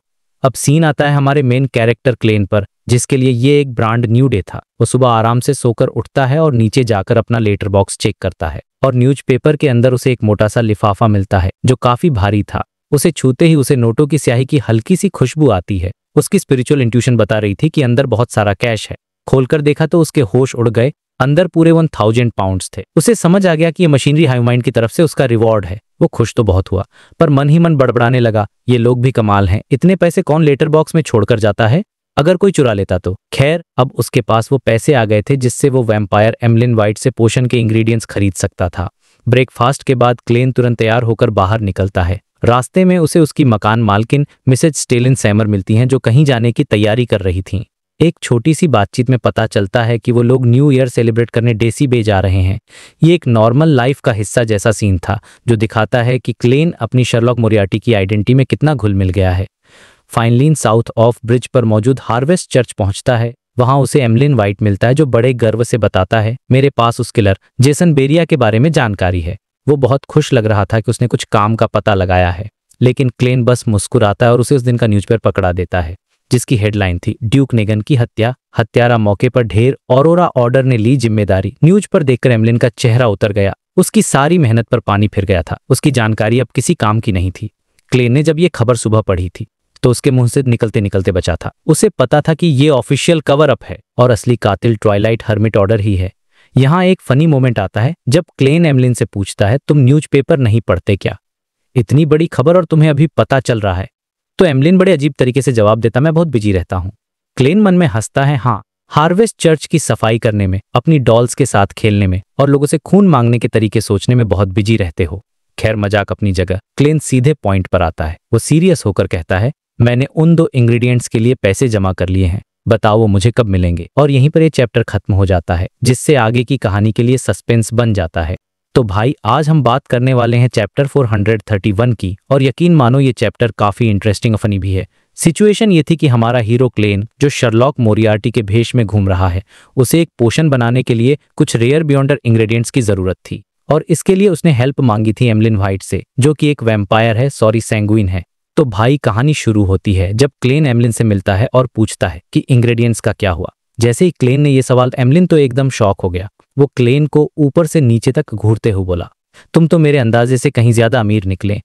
उसे लगा था कि शर्लॉक मोरियार्टी को 2450 पाउंड्स जमा करने में कम से कम 1 हफ्ता तो लगेगा ही, लेकिन हमारा क्लेन तो पूरी तैयारी के साथ आया था। क्लेन ने भी एक लंबी सांस लेते हुए कहा, भाई, बहुत टाइम से सेविंग कर रहा था। ये सुनकर एमलिन को लगा कि यार, प्राइवेट डिटेक्टिव के काम में तो बहुत पैसा है। उसने पूछ ही लिया, क्या प्राइवेट डिटेक्टिव बनना इतना फायदेमंद है? क्लेन ने भी ईमानदारी से जवाब दिया, ये तो बस एक पहचान है जिससे काम आसान हो जाता है। अगर कोई बड़ी बाउंटी न मिले तो साल में बस 200-300 पाउंड्स ही मिलते हैं। अब एमलिन को शक हुआ। उसने थोड़ा कैजुअली पूछा, तो तुम असल में करते क्या हो? हथियारों की स्मगलिंग या अमीरों की तिजोरियां साफ करते हो? क्योंकि सीक्वेंस 7 से नीचे के बियॉन्डर्स के लिए इतनी जल्दी 2000 पाउंड्स बचाना लगभग नामुमकिन है, और ज्यादातर तरीके तो कानून के खिलाफ ही होते हैं। ये सुनते ही क्लेन के दिमाग में आया, एक वैम्पायर मुझे कानून तोड़ने की बात कर रहा है। लगता है तुम्हें भी जल्दी पैसा कमाने का बहुत शौक है। लेकिन बाहर से वो मुस्कुराते हुए बोला, कुछ खतरनाक मिशंस एक्सेप्ट करने पड़ते हैं। अगर मौत से डर नहीं लगता तो तुम भी ट्राई कर सकते हो। ये सुनकर एमलिन की बोलती बंद हो गई। थोड़ी देर बाद वो बोला, शाम को मुझसे मिलना, मैं तुम्हें सेलर के पास ले चलूंगा। पहले तो क्लेन मान गया, लेकिन फिर उसके दिमाग की बत्ती जली। उसने सोचा ये तो सेफ नहीं है। क्या पता इतने सारे पैसे देखकर सेलर की नीयत खराब हो जाए। क्या पता उसके पास इंग्रेडिएंट्स हों ही और वो सिर्फ मुझे लूटने के लिए बुला रहा हो। एमलिन व्हाइट पर थोड़ा भरोसा कर भी लूं, लेकिन उसके बताए सेलर पर कैसे करूं। क्लेन को लगा कि उसे ग्रे फॉग के ऊपर जाकर डिवाइनेशन करना पड़ेगा। फिर उसे एक और भी अच्छा आइडिया आया। उसने तुरंत एमलिन को देखकर कहा, नहीं तुम अकेले जाओ, मैं तुम्हें 1000 पाउंड्स डिपॉजिट के तौर पर देता हूं। तुम दोनों इंग्रेडिएंट्स लेकर हार्वेस्ट चर्च आ जाना। वहां कंफर्म करने के बाद मैं बाकी के पैसे दे दूंगा। मुझे यकीन है सेलर इस तरीके के लिए मान जाएगा। इससे एक नोबल सेंगुइन की इज्जत भी बनी रहेगी। अपनी तारीफ सुनकर एमलिन ने अनजाने में ही अपनी ठुड्डी ऊपर उठा ली और बोला, हाँ इस तरीके में कोई प्रॉब्लम नहीं है। फिर वो हंसकर बोला, क्या तुम्हें डर है कि दूसरा बंदा अपना वादा नहीं निभाएगा? हार्वेस्ट चर्च में तुम ज्यादा सेफ फील करते हो क्या? क्लेन भी मुस्कुराया और फादर उत्तरावस्की की तरफ इशारा करते हुए बोला, बेशक जब पास में 2.2 मीटर से भी ज्यादा लंबा और खतरनाक मसल्स वाला अर्थ मदर का ब्लेस बंदा खड़ा हो तो कोई भी सेफ फील करेगा। जो लोग इनसे निपट सकते हैं वो 2-3 पाउंड्स की परवाह नहीं करेंगे। ये सुनते ही एमलिन का चेहरा उतर गया। उसने चिढ़कर कहा, और तुम्हें यह डर नहीं है कि मैं तुम्हारा 1000 पाउंड का डिपॉजिट लेकर भाग जाऊंगा? क्लेन ने बड़े आराम से कहा, मुझे क्यों चिंता होगी? तुम तो रोज यहीं आते हो, तुम्हें ढूंढना आसान है और एक वैम्पायर जैसे जिंदा क्रीचर को बेचने पर 1000 पाउंड से ज्यादा ही मिलेंगे। ये सुनते ही एमलिन को अपनी दुखती रग पर चोट लगी। वो गुस्से में बड़बड़ाया, समझते हो सेंगुइन, और मुझे क्रीचर मत कहो।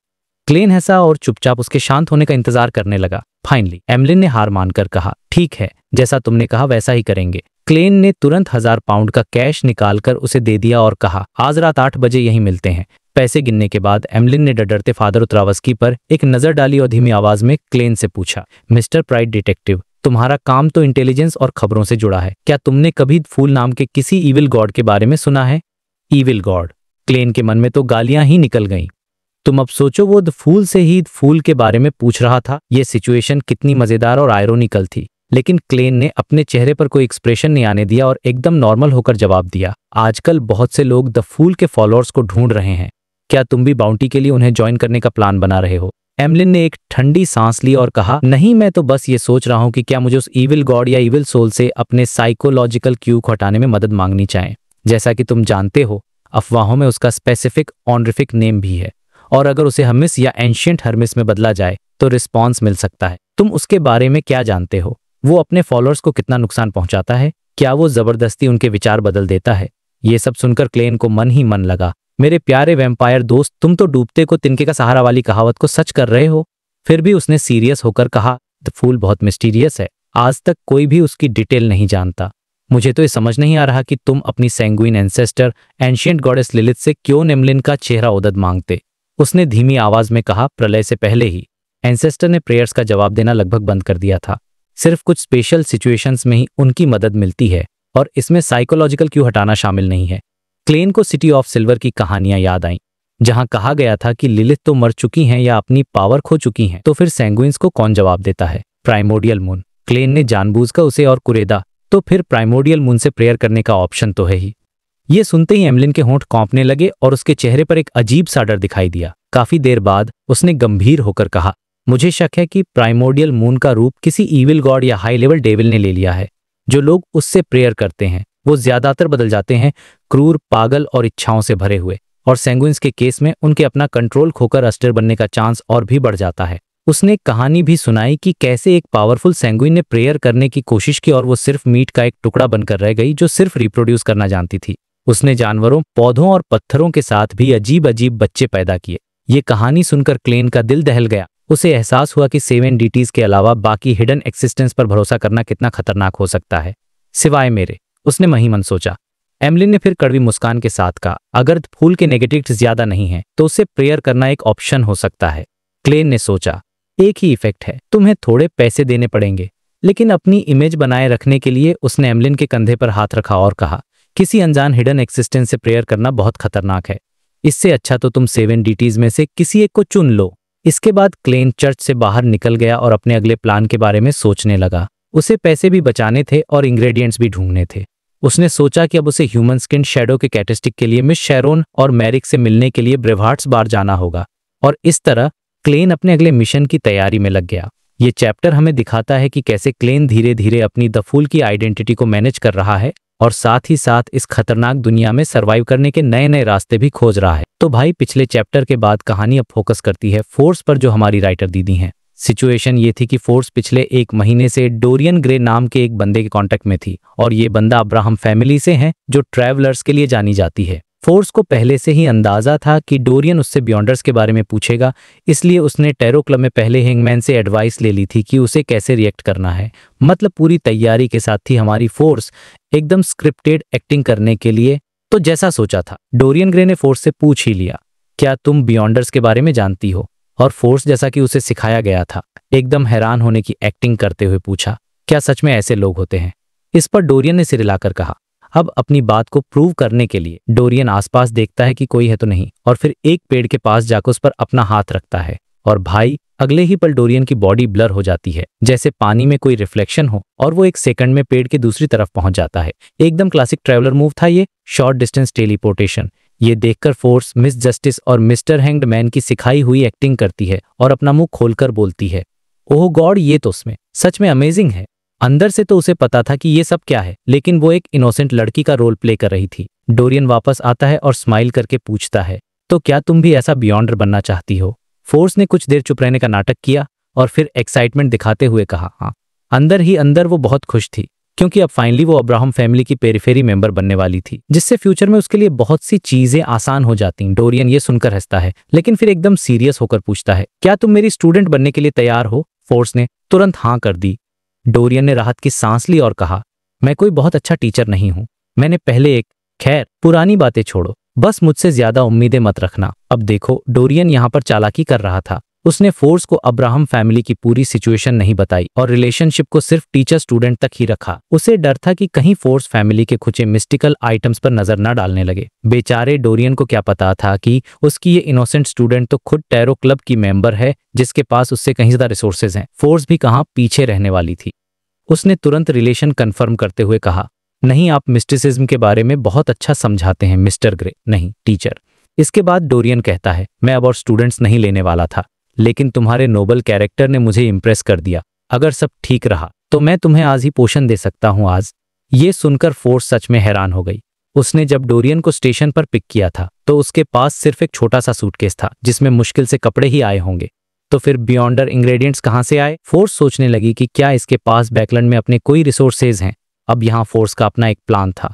उसका प्लान था कि वो डोरियन को बोलेगी कि इंग्रेडिएंट्स मिलना मुश्किल है, और फिर टैरो क्लब से मिले इंग्रेडिएंट्स को मार्केट में बेचकर पैसे कमाएगी, और बाद में डोरियन को बता देगी कि वो एडवांस हो गई। इससे उसे पैसे भी मिल जाते और उसे दोबारा अप्रेंटिस का पोषण पीकर उसे डाइजेस्ट करने में टाइम वेस्ट नहीं करना पड़ता। लेकिन डोरियन के सरप्राइज ने उसका पूरा प्लान चौपट कर दिया। खैर, दोनों फोर्स और जियो के रेंट वाले घर पहुंचते हैं, जो शेरवुड बोरो में था। जियो तो आजकल शेरिफ बन गई थी और अपना कर्जा चुकाने के लिए दिन रात काम कर रही, तो वो घर पर नहीं थी। डोरियन ने एक शांत कमरा मांगा और फोर्स उसे एक्टिविटी रूम में ले गई। अब शुरू होता असली मैजिक। डोरियन ने फोर्स से एक कैंडल जलवाई, दरवाजे और पर्दे बंद किए और एक रिचुअल शुरू कर दिया। फोर्स साइड में खड़ी होकर देख रही थी और सोच रही थी कि ये कैसा रिचुअल है, इसमें तो 3 कैंडल्स होनी चाहिए। लेकिन उसने कुछ बोला नहीं, बस चुपचाप देखती रही। डोरियन ने रोरा कराई, यानी एंशिएंट हर्मिस लैंग्वेज में बोलना शुरू किया, मैं अपने नाम पर बुलाता हूँ ऊपरी दुनिया में घूमने वाले स्पेशल स्पिरिट बॉडीज, म्यूजिक से प्यार करने वाले void creature, Dorian Gray Abraham के कॉन्ट्रैक्टेड साथी को। और भाई, जैसे ही उसने ये बोला, कमरे में तेज हवा चलने लगी और कैंडल की फ्लेम नीली हो गई। रोशनी का एक सर्कल बना और उसमें से एक अजीब सा क्रीचर बाहर निकला। वो मिल्की व्हाइट कलर का एक बॉल जैसा था, जिसके न तो आंखें थी, न नाक, न हाथ पैर, बस एक मुंह जैसी ओपनिंग थी। इसे देखकर डोरियन मुस्कुराया और एक प्यारी सी लोरी गुनगुनाने लगा। वो बॉल ये सुनकर खुशी से इधर उधर हिलने लगा, जैसे उसे म्यूजिक बहुत पसंद हो। लोरी खत्म होने के बाद डोरियन ने अपना आगे बढ़ाया और कहा, मेलमाउथ, मुझे वो आइटम्स दो जो मैंने परसों तुम्हारे पास रखे थे। उस बॉल जैसे क्रीचर जिसका नाम मेलमाउथ था, उसने अपना मुंह बहुत बड़ा खोला और उसमें से 2 बियॉर्डर इंग्रेडिएंट्स बाहर थूक दिए। ये देखकर फोर्स की आंखें फटी की फटी रह गई। मतलब ऐसा भी हो सकता है, ये तो एक चलता फिरता हिडन वेयरहाउस था। डोरियन ने इंग्रेडिएंट्स पकड़े और रिचुअल खत्म कर दिया। फिर उसने फोर्स को समझाया, मेलमाउथ जैसे वॉइड क्रीचर्स स्पिरिट वर्ल्ड में भी बहुत रेयर होते हैं। इन्हें बुलाने के लिए एक हाई सीक्वेंस के एल्डर को स्पिरिट वर्ल्ड में जाकर इनसे कॉन्ट्रैक्ट करना पड़ता है। एक बार कॉन्ट्रैक्ट हो गया तो फिर उनके डिसेंडेंट्स यानी आने वाली पीढ़ी उन्हें उनके नाम से बुला सकती है। मेलमाउथ की सबसे बड़ी एबिलिटी है कि वो चीजों को अपने पेट में बिना नुकसान पहुंचाए स्टोर कर सकता है, लेकिन इसकी जगह लिमिटेड है और इसे वो लोग पसंद नहीं जिन्हें म्यूजिक में टैलेंट न हो। फोर्स ने राहत की सांस ली। चलो, कम से कम मुझे लायर बजाना तो आता है। लेकिन उसकी खुशी ज्यादा देर नहीं टिकी। डोरियन ने उससे एक बर्तन मंगवाया और वहीं पर पोशन बनाना शुरू कर दिया। अब फोर्स की हालत खराब हो गई। उसका दिल जोर जोर से धड़क रहा था। वो मन ही मन प्रार्थना कर रही थी कि कोई एक्सीडेंट हो जाए, कुछ भी हो जाए, पर उसे ये पोशन दोबारा नन पीना पड़े। वो सोचने लगी, अगर मैंने सच बता दिया होता, पर अब बहुत देर हो चुकी है। अगर मैं अब सच बताऊंगी तो टीचर ग्रे को लगेगा कि मेरे पीछे कोई पावरफुल इंसान है। इन्हीं सब सोच के बीच डोरियन ने एक बोतल में बबलिंग पोशन उसे पकड़ा दिया होगी और तुम एक बियॉन्डर बन जाओगी। डरो मत, मैं यहाँ हूँ, कोई प्रॉब्लम नहीं होगी। फोर्स ने दांत भींचते हुए पोशन लिया और एक ही घूंट में पी गई। और पीते ही उसके दिमाग में एक ही ख्याल आया, honesty is the best policy. बेचारी का पूरा प्लान फेल हो गया था। अब सीन शिफ्ट होता है और हम आते हैं अपने हीरो क्लेन के पास। क्लेन अपनी छड़ी और हैट के साथ ईस्ट बोरो के एक स्लम एरिया में चल रहा था। तभी उसे दो जानी पहचानी लड़कियां दिखीं, फ्रेजा और डेजी, जो लॉन्ड्री वाली लिव की बेटियां थीं। डेजी ने क्लेन को देखकर खुशी से कहा, आफ्टरनून डिटेक्टिव मोरियार्टी।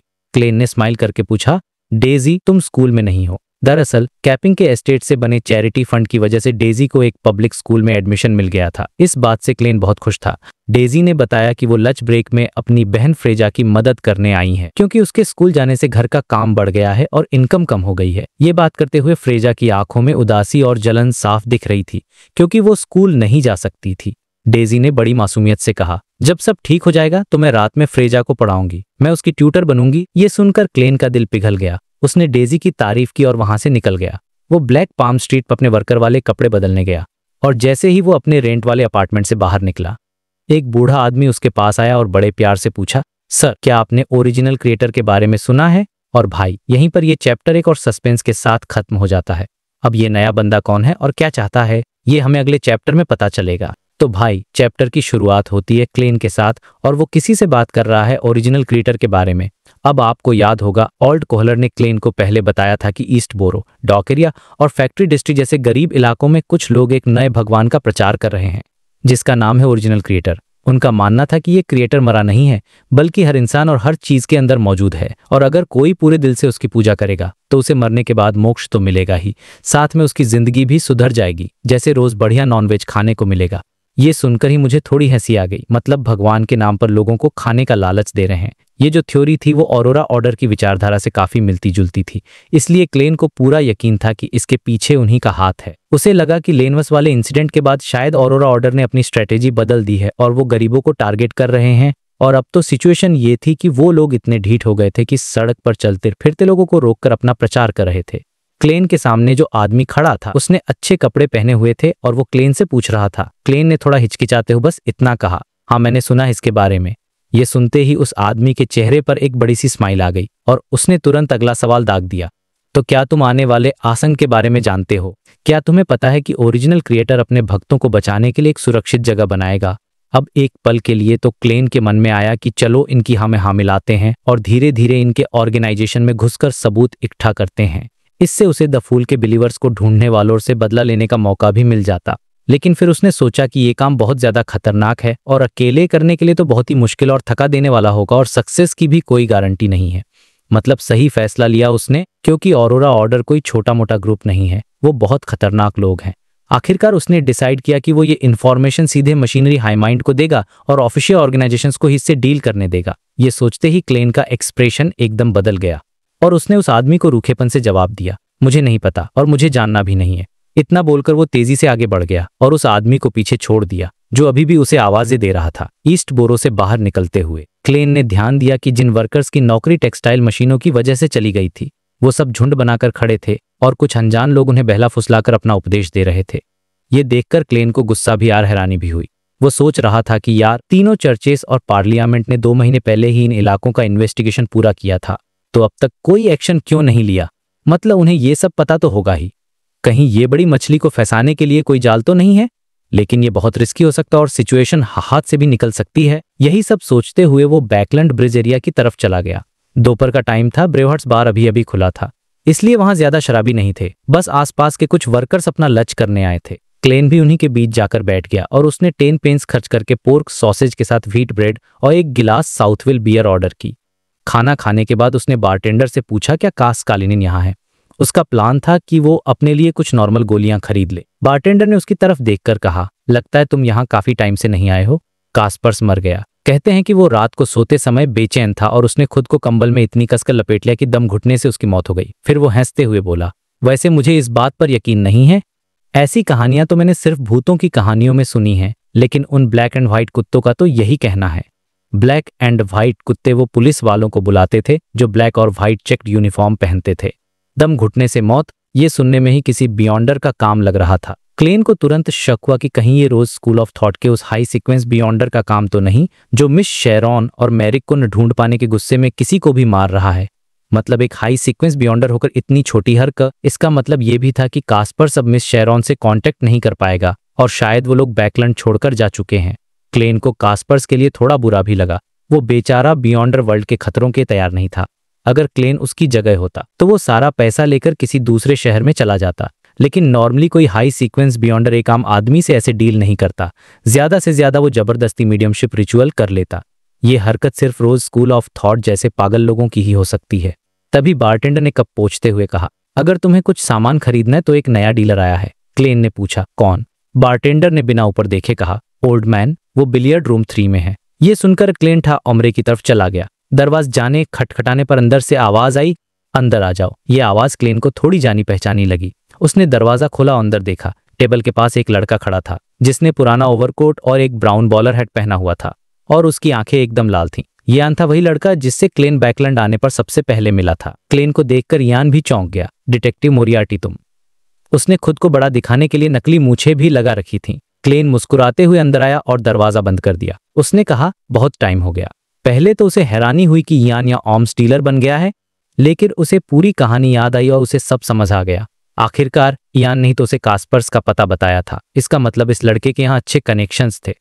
यान ने अपनी हैरानी छिपाते हुए कहा, मैं 2 महीने के लिए प्रिट्स हार्बर गया था, लेकिन वहां के लोग बहुत जंगली थे, इसलिए मुझे वापस बैकलैंड आकर वही काम करना पड़ा जो मैं अच्छे से जानता हूँ। जब कास्पर्स मर गए मैंने करियर बदलने का फैसला किया। और फिर उसने खुद डिटेक्टिव, मुझे याद है कि मुझे आपके 2 काम अभी भी करने हैं। क्लेन ने उसे बीच में ही रोक दिया और कहा, हथियारों के अलावा लगता है तुम इंफॉर्मेशन भी बेचते हो। यान ने शांति से जवाब दिया, हाँ, आपको क्या जानना है? आपके लिए फ्री है। क्लेन को लगा कि शायद वो पुराने मामले को लेकर गिल्टी फील कर रहा है। क्लेन ने बिना किसी झिझक के सीधे पॉइंट पर आते हुए पूछा, आजकल सब लोग फूल के बिलीवर्स को ढूंढ रहे हैं, बहुत सारे इनाम भी हैं, तुम्हारे पास क्या खबर है? यान ने कुछ देर सोचा और कहा, कुछ नहीं, मुझे तो शक है कि फूल का कोई बिलीवर है भी या नहीं, क्योंकि किसी को कोई सुराग नहीं मिल रहा। ये सुनकर क्लेन मन ही मन हंसा। अब ये तो उसे ही पता था कि बिलीवर क्यों नहीं मिल रहे। फिर उसने दूसरा सवाल पूछा, एक और इनाम है, लोग एजिक एगर्स नाम के लेक्चरर को ढूंढ रहे हैं। मैं जानना चाहता हूं कि इस इनाम के पीछे कौन है, ताकि मैं डिसाइड कर सकूं कि इसमें पढ़ना है या नहीं। यान ने आसपास देखकर धीरे से कहा, MI9 मतलब न्यूमिनस एपिस्कोपेट नहीं, तो ये पक्का इन जेंगविल का ही काम है। वो मिस्टर एजिक और MI9 के बीच झगड़ा करवाना चाहता है। ये सोचते हुए क्लेन मुस्कुराया और कहा, लगता है इनाम तो असली है, लेकिन जिस तरह से MI9 एजिक एगर्स को ढूंढ रही है, जरूर वो कोई बड़ा सीक्रेट जानते हैं। ऐसे में जिस दिन मुझे इनाम मिलेगा, शायद वो मेरी जिंदगी का आखिरी दिन होगा। ये कहकर क्लेन ने 5 सोली देकर कुछ गोलियां खरीदी और बार से निकल गया। वापस कैरेज में बैठकर वो उदास मौसम को देख रहा था और मन में थोड़ा दुखी हो रहा था। कास्पर्स की मौत का मतलब था कि अब मिस शेरॉन और मैरिक से मिलना लगभग नामुमकिन हो गया था। वो उन कुछ लोगों में से थे जिनसे क्लेन एक बियॉन्डर के तौर पर बिना कोई मुखौटा पहने बात कर सकता था, और अब वो भी चले गए थे। वो मन ही मन अफसोस कर ही रहा था कि अचानक उसके कानों में एक धीमी पारलौकिक आवाज गूंजी। कुछ काम था।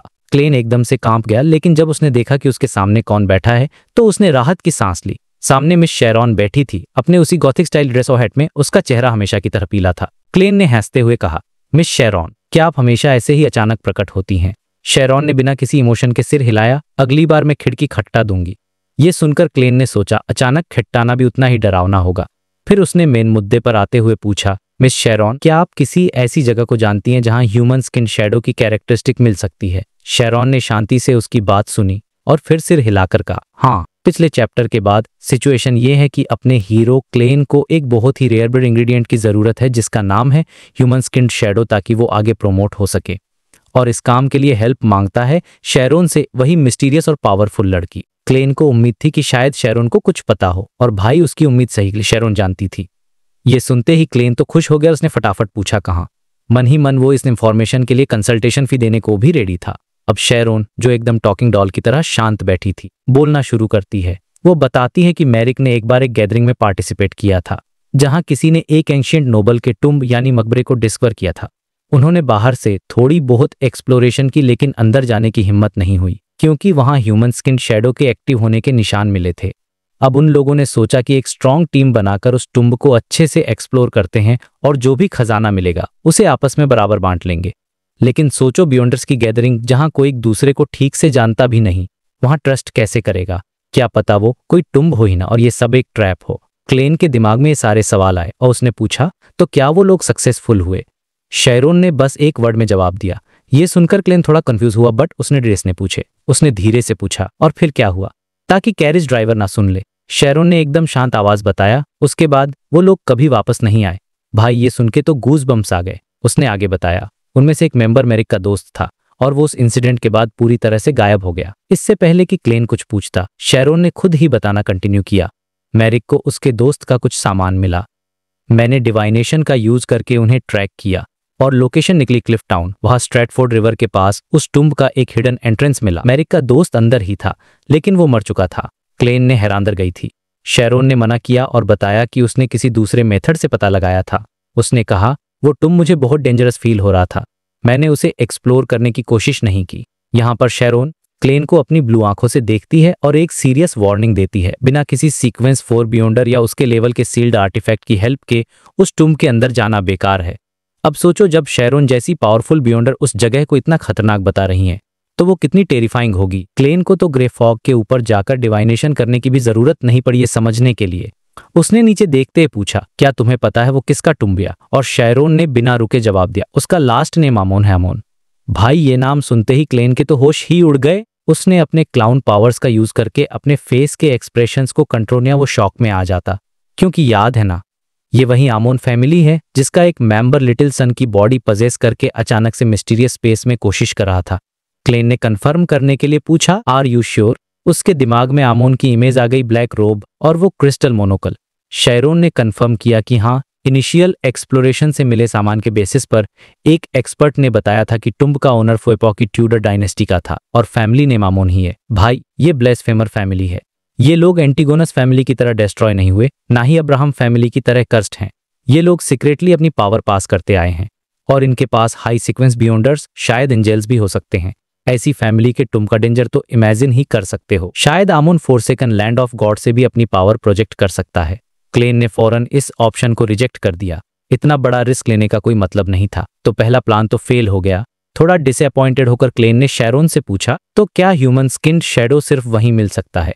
शेरोन ने सर हिलाया और कहा, नहीं। ये सुनते ही क्लेन की आंखों में चमक आ गई। शेरोन ने बताया कि उसने एक और गैदरिंग अटेंड की थी, जहां एक बियॉन्डर ने प्रॉमिस किया था कि अगर कोई उसका दिया हुआ एक मिशन कंप्लीट कर दे तो वो कोई भी रीजनेबल रिक्वेस्ट पूरी करेगी। जब इंग्रेडिएंट्स की बात आई तो उसने कहा कि हाई सीक्वेंस से नीचे का कोई भी इंग्रेडिएंट वो दे सकती है।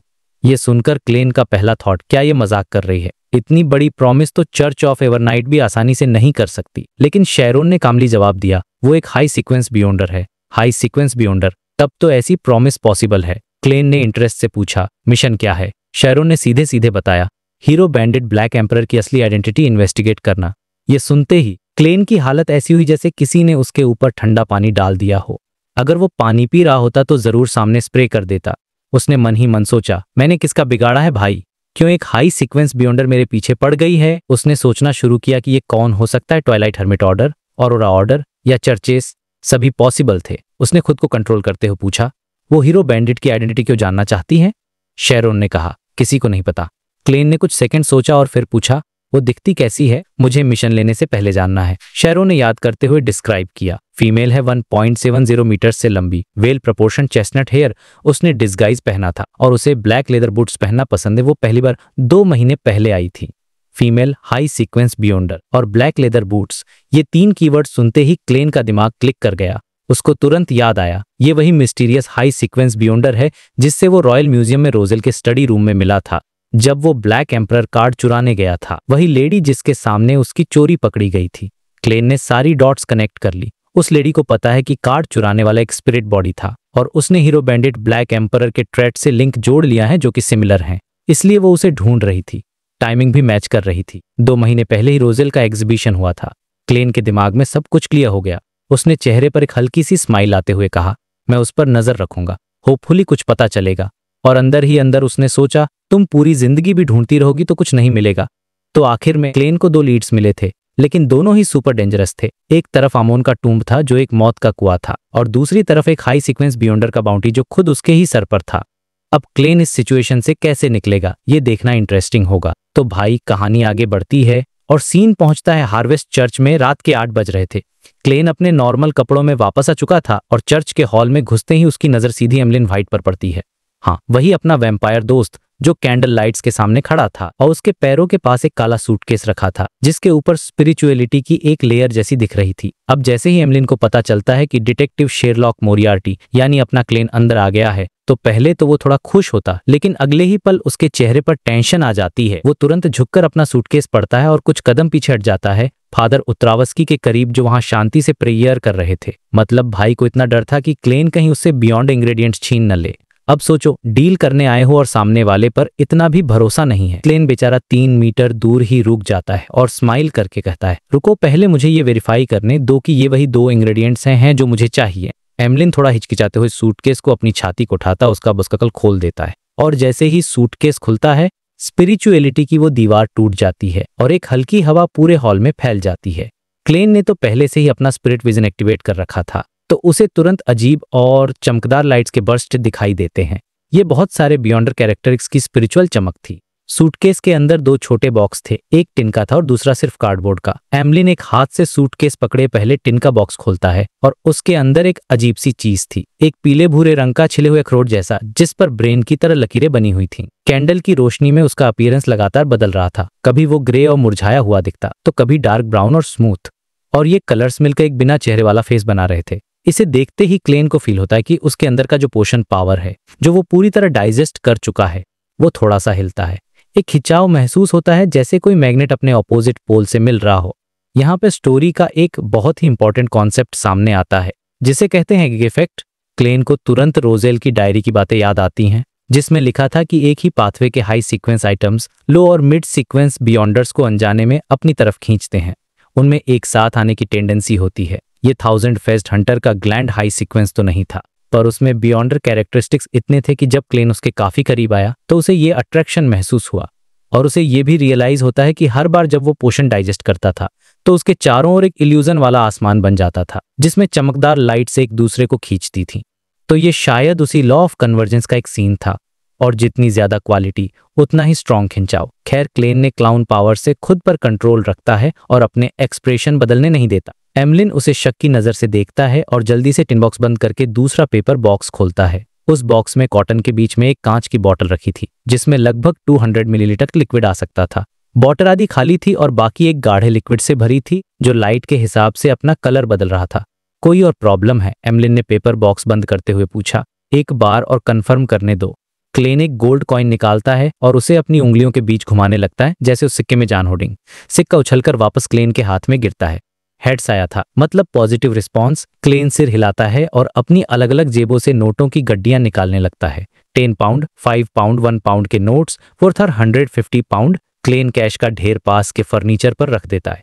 कुछ कदम पीछे हटो। नहीं, 5 कदम, एमलिन ने सावधानी से कहा। क्लेन स्माइल करता है, अपने हाथ ऊपर उठा है और 5 कदम पीछे चला जाता है। ये सीन देखकर ऐसा लग रहा था जैसे किसी मूवी में आर्म्स या ड्रग्स की डील हो रही हो, और वो भी एक चर्च के अंदर। कितनी अजीब बात है। एमलिन धीरे धीरे पास आता है, चेक करता है कि नोटों में कोई खाली कागज तो नहीं है, और फिर हल्की सी गिनती करके वो लेदर सूटकेस क्लेन की तरफ फेंक देता है। क्लेन एकदम से चौंक जाता है, पर अपनी फुर्ती से वो सूटकेस को सही सलामत कैच कर लेता है। उसे डर था कि कहीं बॉटल टूटकर 1000 फेस्ड हंटर का ब्लड लीक न हो जाए, और एमलिन इस मौके का फायदा उठाकर सारे पैसे उठाता है और भागकर फादर उत्रावस के पास जाकर खड़ा हो जाता है। वहां जाकर वो चैन की सांस लेता है और आराम से नोटों की असली नकली अमाउंट चेक करने लगता है।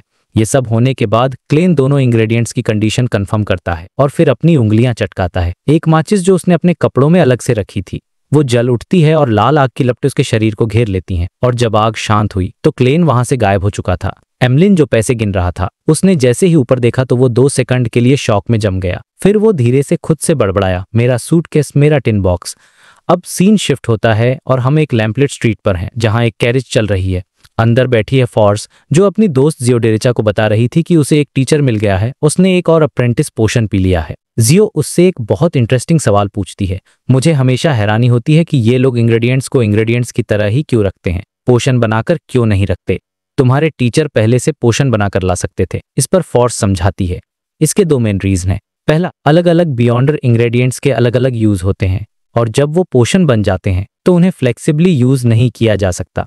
और दूसरा कारण यह है कि जब बियॉन्डर कैरेक्टरिस्टिक्स सॉलिड फॉर्म में होते हैं तो उन्हें हमेशा के लिए रखा जा सकता है, लेकिन पोषण बनने के बाद ऐसा नहीं होता तब कि कोई स्पेशल आइसोलेशन टेक्निक यूज न की जाए। जियो हैरान होकर पूछती है, क्यों? फोर्स बताती है, ये स्पिरिचुअलिटी के लॉस होने का प्रॉब्लम नहीं है, बल्कि प्रॉब्लम यह है कि एक बार इंग्रेडिएंट्स पोषण बन गए तो सिर्फ इंसान ही नहीं बल्कि दूसरी चीज या बिना जान वाली चीजें भी उन्हें एब्जॉर्ब कर सकती हैं, बस थोड़ा धीरे धीरे। जैसे अगर मैं एक कांच की बोतल में पोषण रखूं तो कुछ दिनों बाद वो कांच की बोतल ही पूरा पोषण पी जाएगी और एक स्पेशल मिस्टिक आइटम बन जाएगी। शायद उसमें अक्ल भी आ जाए। ये सुनकर जियो हैरान रह जाती है, कितना अमेजिंग है। बातें करते करते वो उस जगह पहुंच जाते हैं जहां मिस्टर ए की बियॉन्डर गैदरिंग होती थी, लेकिन जैसे ही फोर्स बाहर देखती है उसके होश जाते हैं। वो घर बुरी तरह से ढह चुका था और कई जगहों पर जलने के निशान थे। यहाँ एक भयंकर लड़ाई हुई है। फोर्स तुरंत जियो को इशारा करती है और कैरिज ड्राइवर को आगे चलने के लिए कहती है। अगले दिन क्लेन जैसे ही न्यूज़पेपर खोलता है उसे एक आर्टिकल दिखता है, ऑरोरा ऑर्डर का बेस मिला। टेररिस्ट ऑर्गेनाइजेशन को भारी झटका लगा। उम्मीद है मिस्टर ए इस हमले में मर गया होगा। ये सोचकर वो शांति से अपने सीने पर क्रिम्सन मून बनाता है। उसने पिछली रात ही 1000 फेस्ट हंटर का ब्लड और पिट्यूटरी ग्लैंड ग्रेफॉग के ऊपर फेंक दिया ताकि वो कभी न खोएं। अब उसकी कैश रिजर्व्स वापन 1000 पाउंड से नीचे आ गई थी। उसके पास सिर्फ 735 पाउंड्स बचे थे। पैसे नहीं थे, कोई नया क्लू नहीं था। तो क्लेन दोपहर के बाद सीधा बैकलैंड ब्रिज एरिया के लिए निकल पड़ता है। उसे मशीनरी हाइंडमाइंड के कार्लसन से मिलना था। लकी बार में ज्यादा भीड़ नहीं थी और क्लेन को तुरंत कार्लसन एक कोने में अकेले पीते हुए दिख जाता है। वो उसके पास जाकर टेबल पर नॉक करता है और धीमी आवाज में रिपोर्ट करता है, ईस्ट बोरो में बहुत से लोग ओरिजिनेटर फेथ को फैला रहे हैं। कार्लसन ने जवाब दिया, मुझे पता है। जैसा सोचा था, क्लेन मन में सोचता है और फिर अपना असली पत्ता फेंकता है। मेरे पास एक फोर्थ पोक के नोबल के मकरे का क्लू है। ये सुनते ही कार्लसन के हाथ में जो ग्लास था वो हवा में ही रुक गया और यहीं पर ये चैप्टर खत्म हो जाता है एक नए सस्पेंस के साथ। तो भाई चैप्टर 436 में आपका स्वागत है, जिसका नाम है क्लेन्स रिक्वेस्ट। सीन शुरू होता है एक बार में जहां हमारा डिटेक्टिव शर्लॉक मोरियार्टी यानी क्लेन बैठा है कार्लसन के साथ, जो मशीनरी हाइव माइंड का बंदा है। क्लेन के सामने साउथविल बियर रखी है और कार्लसन उसे देखकर फाइनली होश में आता है कि यहाँ चल क्या रहा है। जैसे ही बारटेंडर थोड़ा दूर जाता है, कार्लसन दबी आवाज में पूछता है, तुम्हें आखिर चाहिए क्या? क्लेन एकदम चिल मूड में अपनी बियर का एक सिप लेता है और उसके कड़वे टेस्ट को एंजॉय करते हुए कहता है, चीयर्स। लेकिन कार्लसन मना कर देता है, बोलता है, तुम्हारे पास बियर है और मेरे पास स्ट्रॉन्ग लिकर, ये टोस्ट के लिए ठीक नहीं है। खैर क्लेन को भी बस फॉर्मेलिटी करनी थी, तो वो अपनी बियर पीते हुए सीधे पॉइंट पर आता है। वो कहता है, देखो मुझे जो चाहिए वो बहुत सिंपल है। मुझे नहीं पता कि उस टॉम के अंदर क्या है, इसलिए मैं बस इतना चाहता हूं कि जब तुम लोग वहां से सामान निकालो तो मुझे उसमें से एक आइटम चुनने का मौका मिले। और टेंशन मत लो, मैं लालची नहीं हूं, मुझे कोई हाई सीक्वेंस आइटम नहीं चाहिए। सच कहूं तो अगर तुम दोगे भी तो मेरी हिम्मत नहीं होगी उसे लेने की। और अगर तुम्हें कुछ नहीं मिलता या सिर्फ हाई सीक्वेंस आइटम्स मिलते हैं तो मुझे कुछ नहीं चाहिए, बस मेरे काम के हिसाब से मुझे कुछ कैश दे देना। अब देखो, ये पूरा क्लेन ने कल रात को ही बना लिया था। जब उसे मिस शेरोन से एमन फैमिली के टॉम के बारे में पता चला था, उसके दिमाग में दो प्लान्स थे। पहला प्लान था कि वो अपनी कॉपर विसल बजाकर मिस्टर एजिक को बुलाए और दोनों मिलकर उस टॉम को एक्सप्लोर करें। लेकिन इस प्लान में बहुत सारे प्रॉब्लम्स थे। पहला तो ये कि एजिक को अपनी याददाश्त वापस मिल रही थी, तो वो अभी कितने पावरफुल हैं इसका कोई भरोसा नहीं था। दूसरा प्रॉब्लम यह था कि एजिक पीछे MI9 पड़ी हुई थी, तो उनके साथ जाने का मतलब था खुद मुसीबत को दावत देना। और तीसरा और सबसे बड़ा रिस्क था सील्ड आर्टिफैक्ट 008 का, जिसकी नजर में क्लेन फिर से आ सकता था। और सबसे इंपॉर्टेंट बात, क्लेन ग्रे फॉग के ऊपर के स्पेस का सीक्रेट एजिक को नहीं बताना चाहता था, क्योंकि उनकी असली आइडेंटिटी अभी भी एक मिस्ट्री थी। तो इसीलिए क्लेन ने दूसरा रास्ता चुना। उसने सोचा कि वो एक इन्फॉर्मेंट के तौर पर यह जानकारी मशीनरी हाइव माइंड को देगा और बदले में एक रीजनेबल रिवॉर्ड मांगेगा।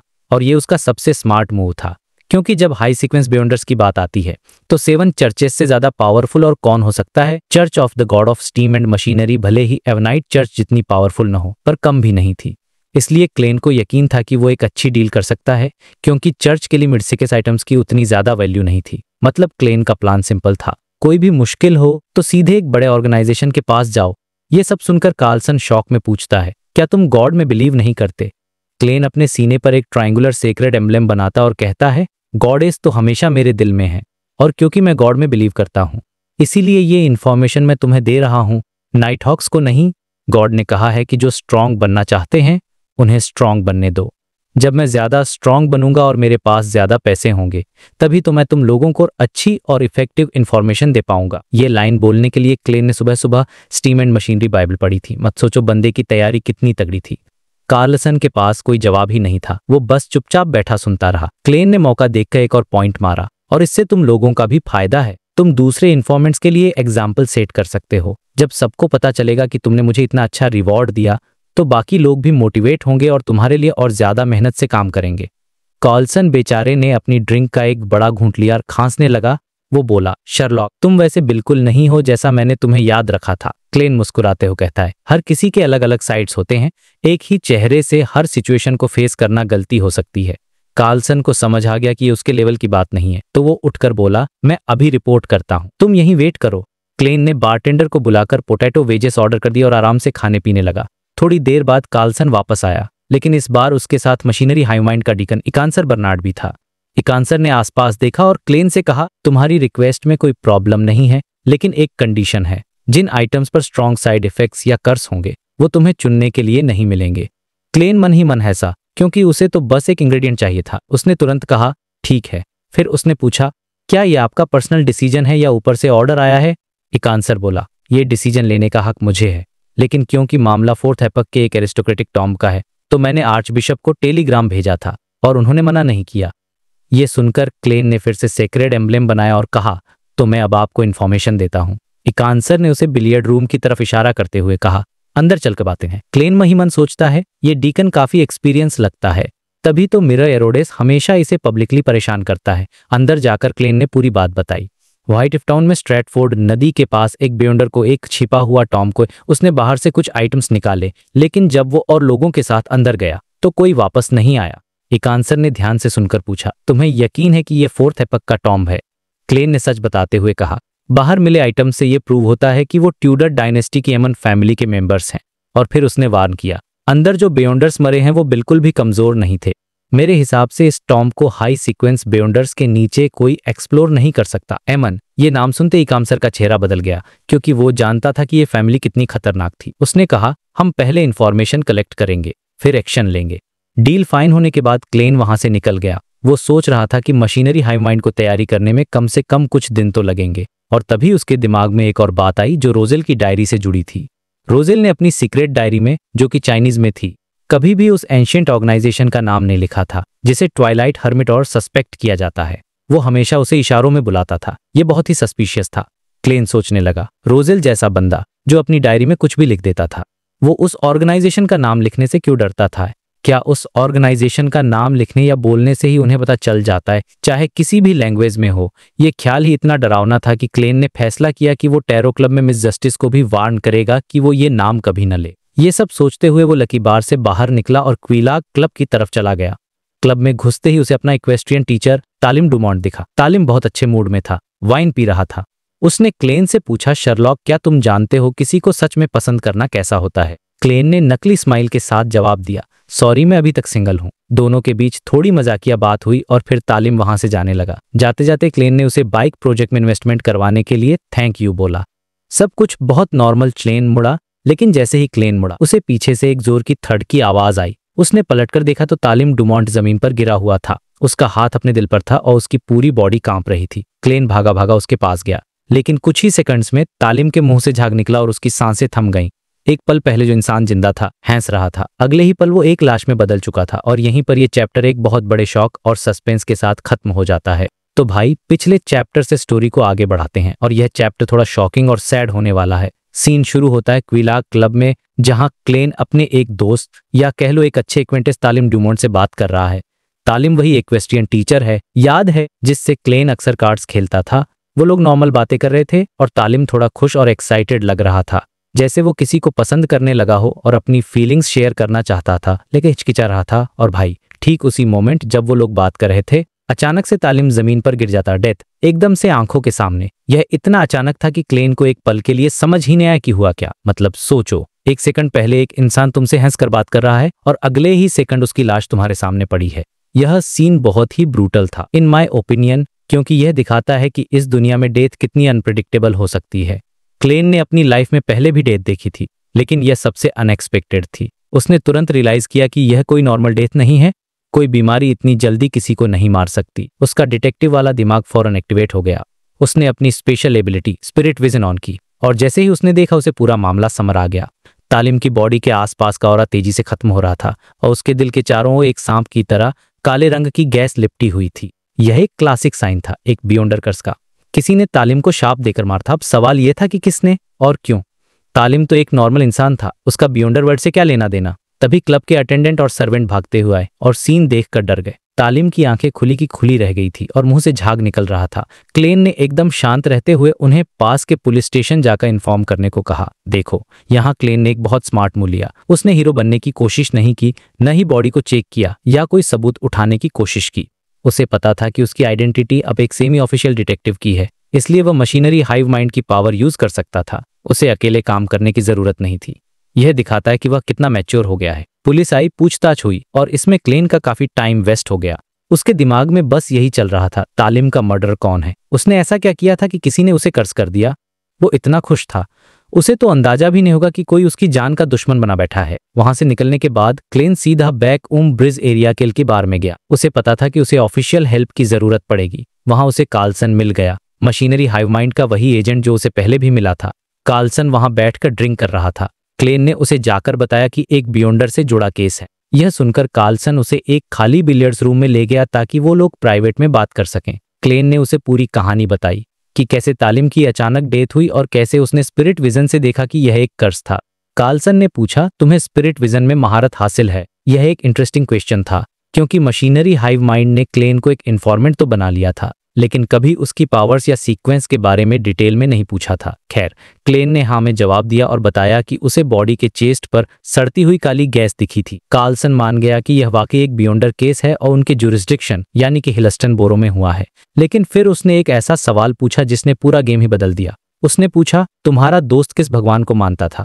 क्लेन ने थोड़ा सोचकर जवाब दिया, द लॉर्ड ऑफ स्टॉर्म्स। और यह सुनते ही कार्लसन का चेहरा उतर गया। उसने कहा, तो फिर हम इस केस को हाथ नहीं लगा सकते, यह मैंडेटेड पनिशर्स के अंडर आता है। अब यह सीन थोड़ा कंफ्यूजिंग हो सकता है, तो मैं इसे आराम से समझाता हूँ। बैकग्राउंड में अलग एरियाज अलग अलग बियॉन्डर ऑर्गेनाइजेशंस के कंट्रोल में हैं, जैसे नाइट हॉक्स, मैंडेटेड पनिशर्स और मशीनरी हाइव माइंड। लेकिन केस किसके पास जाएगा? इसका पहला रूल यह है कि विक्टिम किस गॉड का फॉलोअर है। क्योंकि तालिम लॉर्ड ऑफ स्टॉर्म्स का बिलीवर था, तो उसका केस ऑटोमेटिकली मैंडेटेड पनिशर्स के पास चला गया, भले ही मर्डर मशीनरी हाइव माइंड के एरिया में हुआ हो। यह लोएन किंगडम की ब्यूरोक्रेसी का एक परफेक्ट एग्जाम्पल है। मेरे हिसाब से यह वर्ल्ड बिल्डिंग का एक कमाल का पीस है, जो दिखाता है कि चीजें कितनी कॉम्प्लिकेटेड हैं। क्लेन को यह रूल पता था, इसलिए उसने बहस नहीं की। कार्लसन ने प्रॉमिस किया कि वो ये इन्फॉर्मेशन मैंडेटेड पनिशर्स तक पहुंचा देगा, और उसने यह भी कहा कि क्योंकि तालिम एक नोबल फैमिली से था, तो वो लोग इस केस को सीरियसली लेंगे। वहां से निकल जब क्लेन अपने घर मिस्क स्ट्रीट वापस आया तो रात हो चुकी थी। उसके मन में एक उदासी थी। तालिम उसका कोई बेस्ट फ्रेंड नहीं था, लेकिन वो एक जाना पहचाना चेहरा था, जिसके साथ वह हर हफ्ते मिलता था, कार्ड्स खेलता था और जिसने उसे क्लाइंट्स भी दिलवाए थे। उसकी मौत ने क्लेन को गुस्सा और एक तरह की हेल्पनेस से भर दिया था। उसे मर्डर पर बहुत गुस्सा आ रहा था। अगली सुबह अपना मूड ठीक करने के लिए क्लेन ने सोचा कि वो आज केक बनाएगा, लेकिन जब उसने न्यूज़पेपर उठाया तो उसकी नजर एक ओबिचुरी यानी कि शोक संदेश पर पड़ी। यह तालिम ड्यूमोंट का था। उसमें लिखा था कि उसकी मौत अचानक दिल की बीमारी से हुई है और उसका फ्यूनरल 21 दिसंबर को होगा। यह पढ़ते ही क्लेन का दिमाग घूम गया। सडन हार्ट डिजीज, क्या यह मैंडेटेड पनिशर्स की फाइनल इन्वेस्टिगेशन रिपोर्ट है, या फिर यह कातिल को फंसाने के लिए एक जाला था? उसे कुछ समझ नहीं आने के लिए वह सीधा शहर के सबसे बड़े डिटेक्टिव इसेनगार्ड स्टैंटन के पास गया। उसने इसेनगार्ड को पूरी कहानी बताई, कर्ज से लेकर न्यूज़पेपर की ओबिचुरी तक, और पूछा, क्या आपको लगता है कि यह मैंडेटेड पनिशर्स का कोई ट्रैप है? इसेनगार्ड ने कहा कि वो मैंडेटेड पनिशर्स से दूर ही रहता है, लेकिन वो किसी से पता करवाएगा। और उसी शाम क्लेन को इसेनगार्ड का एक लेटर मिला। उस लेटर में सिर्फ 2 सेंटेंस लिखे थे, लेकिन उन 2 सेंटेंस ने क्लेन के होश उड़ा दिए। लेटर में लिखा था, यह केस मैंडेटेड पनिशर्स हैंडल नहीं कर रहे हैं। रॉयल फैमिली ने यह केस यह कहकर अपने हाथ में ले लिया है कि तालिम ड्यूमोंट एक नोबल था। और बूम, यह था इस चैप्टर का सबसे बड़ा ट्विस्ट। एक नॉर्मल सा लगने वाला मर्डर केस अब सीधा रॉयल फैमिली के हाथ में था। इसका मतलब यह था कि तालिम ड्यूमोंट की मौत के पीछे कोई बहुत बड़ा और खतरनाक राज छुपा हुआ था। और यहाँ पर यह चैप्टर खत्म हो जाता है एक मैसिव क्लिफहैंगर के साथ। तो भाई, चैप्टर 438 की शुरुआत होती है काफी सीरियस और टेंशन वाले माहौल से। कहानी का फोकस वापस हमारे जासूस शर्लक मोरियार्टी यानी क्लेन पर आ गया है। उसके हाथ में आसन में आइसगार्ड स्टैंटन का भेजा हुआ एक लेटर में जिक लेटर है और उसले फैमिली का। अब सोचो, क्लेन जैसा बंदा जो हमेशा बड़े लोगों और बड़ी मुसीबतों से दूर भागता है, उसके लिए रॉयल फैमिली का नाम सुनना ही एक खतरे की घंटी जैसा था। सीन कुछ ऐसा था कि बाहर बारिश हो रही थी, गैस लैंप्स की पीली रोशनी माहौल को और भी भारी बना रही थी और क्लेन अपने लिविंग रूम में अकेला बैठा था। वो बस उस लेटर को हाथ में पकड़े सोफे पर बैठा था और करीब 10 मिनट्स तक 10 मिनट से वो बस चुपचाप बैठा सोचता रहा। उसके दिमाग में चल रहा था कि यार मैं इन सब चक्करों में पड़ना ही नहीं चाहता था।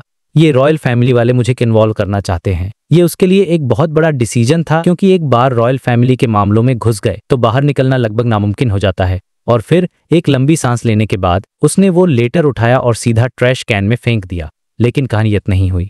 वो लेटर ट्रैश कैन में अपने आप बिना किसी आवाज के जलकर राख हो गया। ये सीन देखकर मुझे तो ये लगा कि क्लेन ने अपना मैसेज क्लियर कर दिया था, मुझे दूर रखो। लेकिन किस्मत को कुछ और ही मंजूर था। अगली सुबह मंडे को क्लेन अपने नॉर्मल रूटीन में था। उसने अपना फेस वॉश किया, सिंपल सा ब्रेकफास्ट बनाया, बटर्स और फ्राइड एग साथ में लेमन वाली ब्लैक टी। सब कुछ एकदम नॉर्मल लग रहा था, जैसे कल रात कुछ हुआ ही न हो। वो आराम से न्यूज़पेपर पढ़ रहा था कि तभी डोरबेल बजती है। एक सेकंड के लिए क्लेन के दिमाग में कई बातें। कौन हो सकता है? कोई नया कमीशन आया क्या? या मशीनरी हाई माइंड वालों ने आमोन फैमिली के टूम की खोज पूरी कर ली? इतनी जल्दी तो नहीं हो सकता। वो धीरे धीरे दरवाजे की तरफ बढ़ा और जैसे ही उसने हैंडल पकड़ा, उसे अपनी स्पिरिचुअल पावर से बाहर खड़े इंसान की इमेज दिख गई। और बाहर जो बंदा खड़ा था वो कोई आमसान नहीं था, एकदम परफेक्टली ड्रेस्ड एक बूढ़ा जेंटलमैन। उसकी शर्ट कड़क इस्त्री की हुई, वेस्ट कोट इतना टाइट कि उसका पेट बिल्कुल नहीं दिख रहा था और जूते इतने चमकीने लगता ही नहीं था कि वो बारिश में चल कर आया है। उसके हाथों में सफेद ग्लव्स थे और चेहरे पर एक भी स्माइल नहीं थी, एकदम सीरियस एक्सप्रेशन। क्लेन ने मन में सोचा, मैं तो इसे जानता भी नहीं, और उसने दरवाज खोल दिया। उस जेंटलमैन ने बहुत ही प्रॉपर तरीके से अपनी हैट उतारकर क्लेन को सैल्यूट किया और कहा, मिस्टर शर्लक मोरियार्टी, मैं अपने मास्टर की तरफ से आपको इनवाइट करने आया हूं। क्लेन पूरी तरह से कम मास्टर कौन है और वो मुझसे क्यों मिलना चाहता है। लेकिन तभी उसकी नजर बाहर सड़क पर खड़ी एक गाड़ी पर पड़ी। वो एक काले रंग की बहुत ही लग्जरी गाड़ी थी, लेकिन उसकी असली पहचान थी उस पर बना एक निशान, एक कोट ऑफ आर्म्स जिसमें एक नीचे की ओर झुकी हुई तलवार थी और उसके हैंडल पर एक लाल रंग का क्राउन बना हुआ था। ये देखते ही क्लेन का दिल जोर से धड़कने लगा। ये सोर्ड ऑफ जजमेंट था, उन किंगडम की रॉयल फैमिली, ऑगस्ट फैमिली का सिंबल। अब क्लेन को पूरी सिचुएशन समझ आ गई। उसे पता चल गया कि ये बटलर किसी पावरफुल इंसान के लिए काम करता है। शायद वो खुद भी एक बियॉन्डर हो सकता है। उस प्रोफेशनल बटलर ने क्लेन के सवालों का जवाब देते हुए कहा, आप मेरे मास्टर से कभी मिले नहीं हैं, लेकिन एक तरह से आप उन्हें जानते हैं। आप उन्हें टैरो कार्ड्स वाली ऑर्गेनाइजेशन के बारे में जानकारी देते रहे हैं और बदले में उन्होंने ही आपको पेमेंट की है। ये सुनते ही क्लेन के होश उड़ गए। ये तो वही बड़ा आदमी था जिसका जिक्र तालिम ने किया था और क्लेन उसे झूठी इंफॉर्मेशन देकर फंड्स ले रहा था। यहाँ तक कि ओल्ड कोहलर के इलाज का खर्चा भी उसी से लिया था। अब सिचुएशन ये थी कि तालिम, जो उन दोनों के बीच का लिंक था, मर चुका था और अब क्लेन के पास इस इनविटेशन को मना करने का कोई रास्ता नहीं था। अगर वो मना करता तो वो सीधा सीधा सस्पेक्ट बन जाता और हो सकता था वो बटलर उसे वहीं खत्म कर देता। क्लेन ने 2 सेकंड सोचा, पूछा, क्या आपके मास्टर ने मुझे तालिम की मौत की वजह से बुलाया है? बटलर ने सीरियस होकर जवाब दिया, हाँ, तालिम उनके दोस्त थे। वो उसकी मौत से बहुत दुखी हैं और उन्होंने सुना है कि जब ये सब हुआ तब आप वहीं मौजूद थे। क्लेन मन में तो चिल्लाना चाहता था कि मैं वहां नहीं था, लेकिन वो सिर्फ इतना ही कह पाया, मैंने तालिम को अपनी आंखों के सामने मरते देखा है। अब तो कोई चारा ही नहीं बचा था। क्लेन ने इनविटेशन एक्सेप्ट कर लिया और यहां से कहानी और भी इंटेंस हो जाती है। क्लेन अपना हेड कोट पहनकर उस रॉयल गाड़ी की तरफ बढ़ता है और उसके दिमाग में हजारों प्लान चल रहे थे। वो सोच रहा था, मैं इन बड़े लोगों से कितना बचने की कोशिश कर रहा था और आखिर में मुझे इनके सामने आना ही पड़ा। मुझे किसी भी वक्त अपनी ये पहचान छोड़ने के लिए तैयार रहना होगा।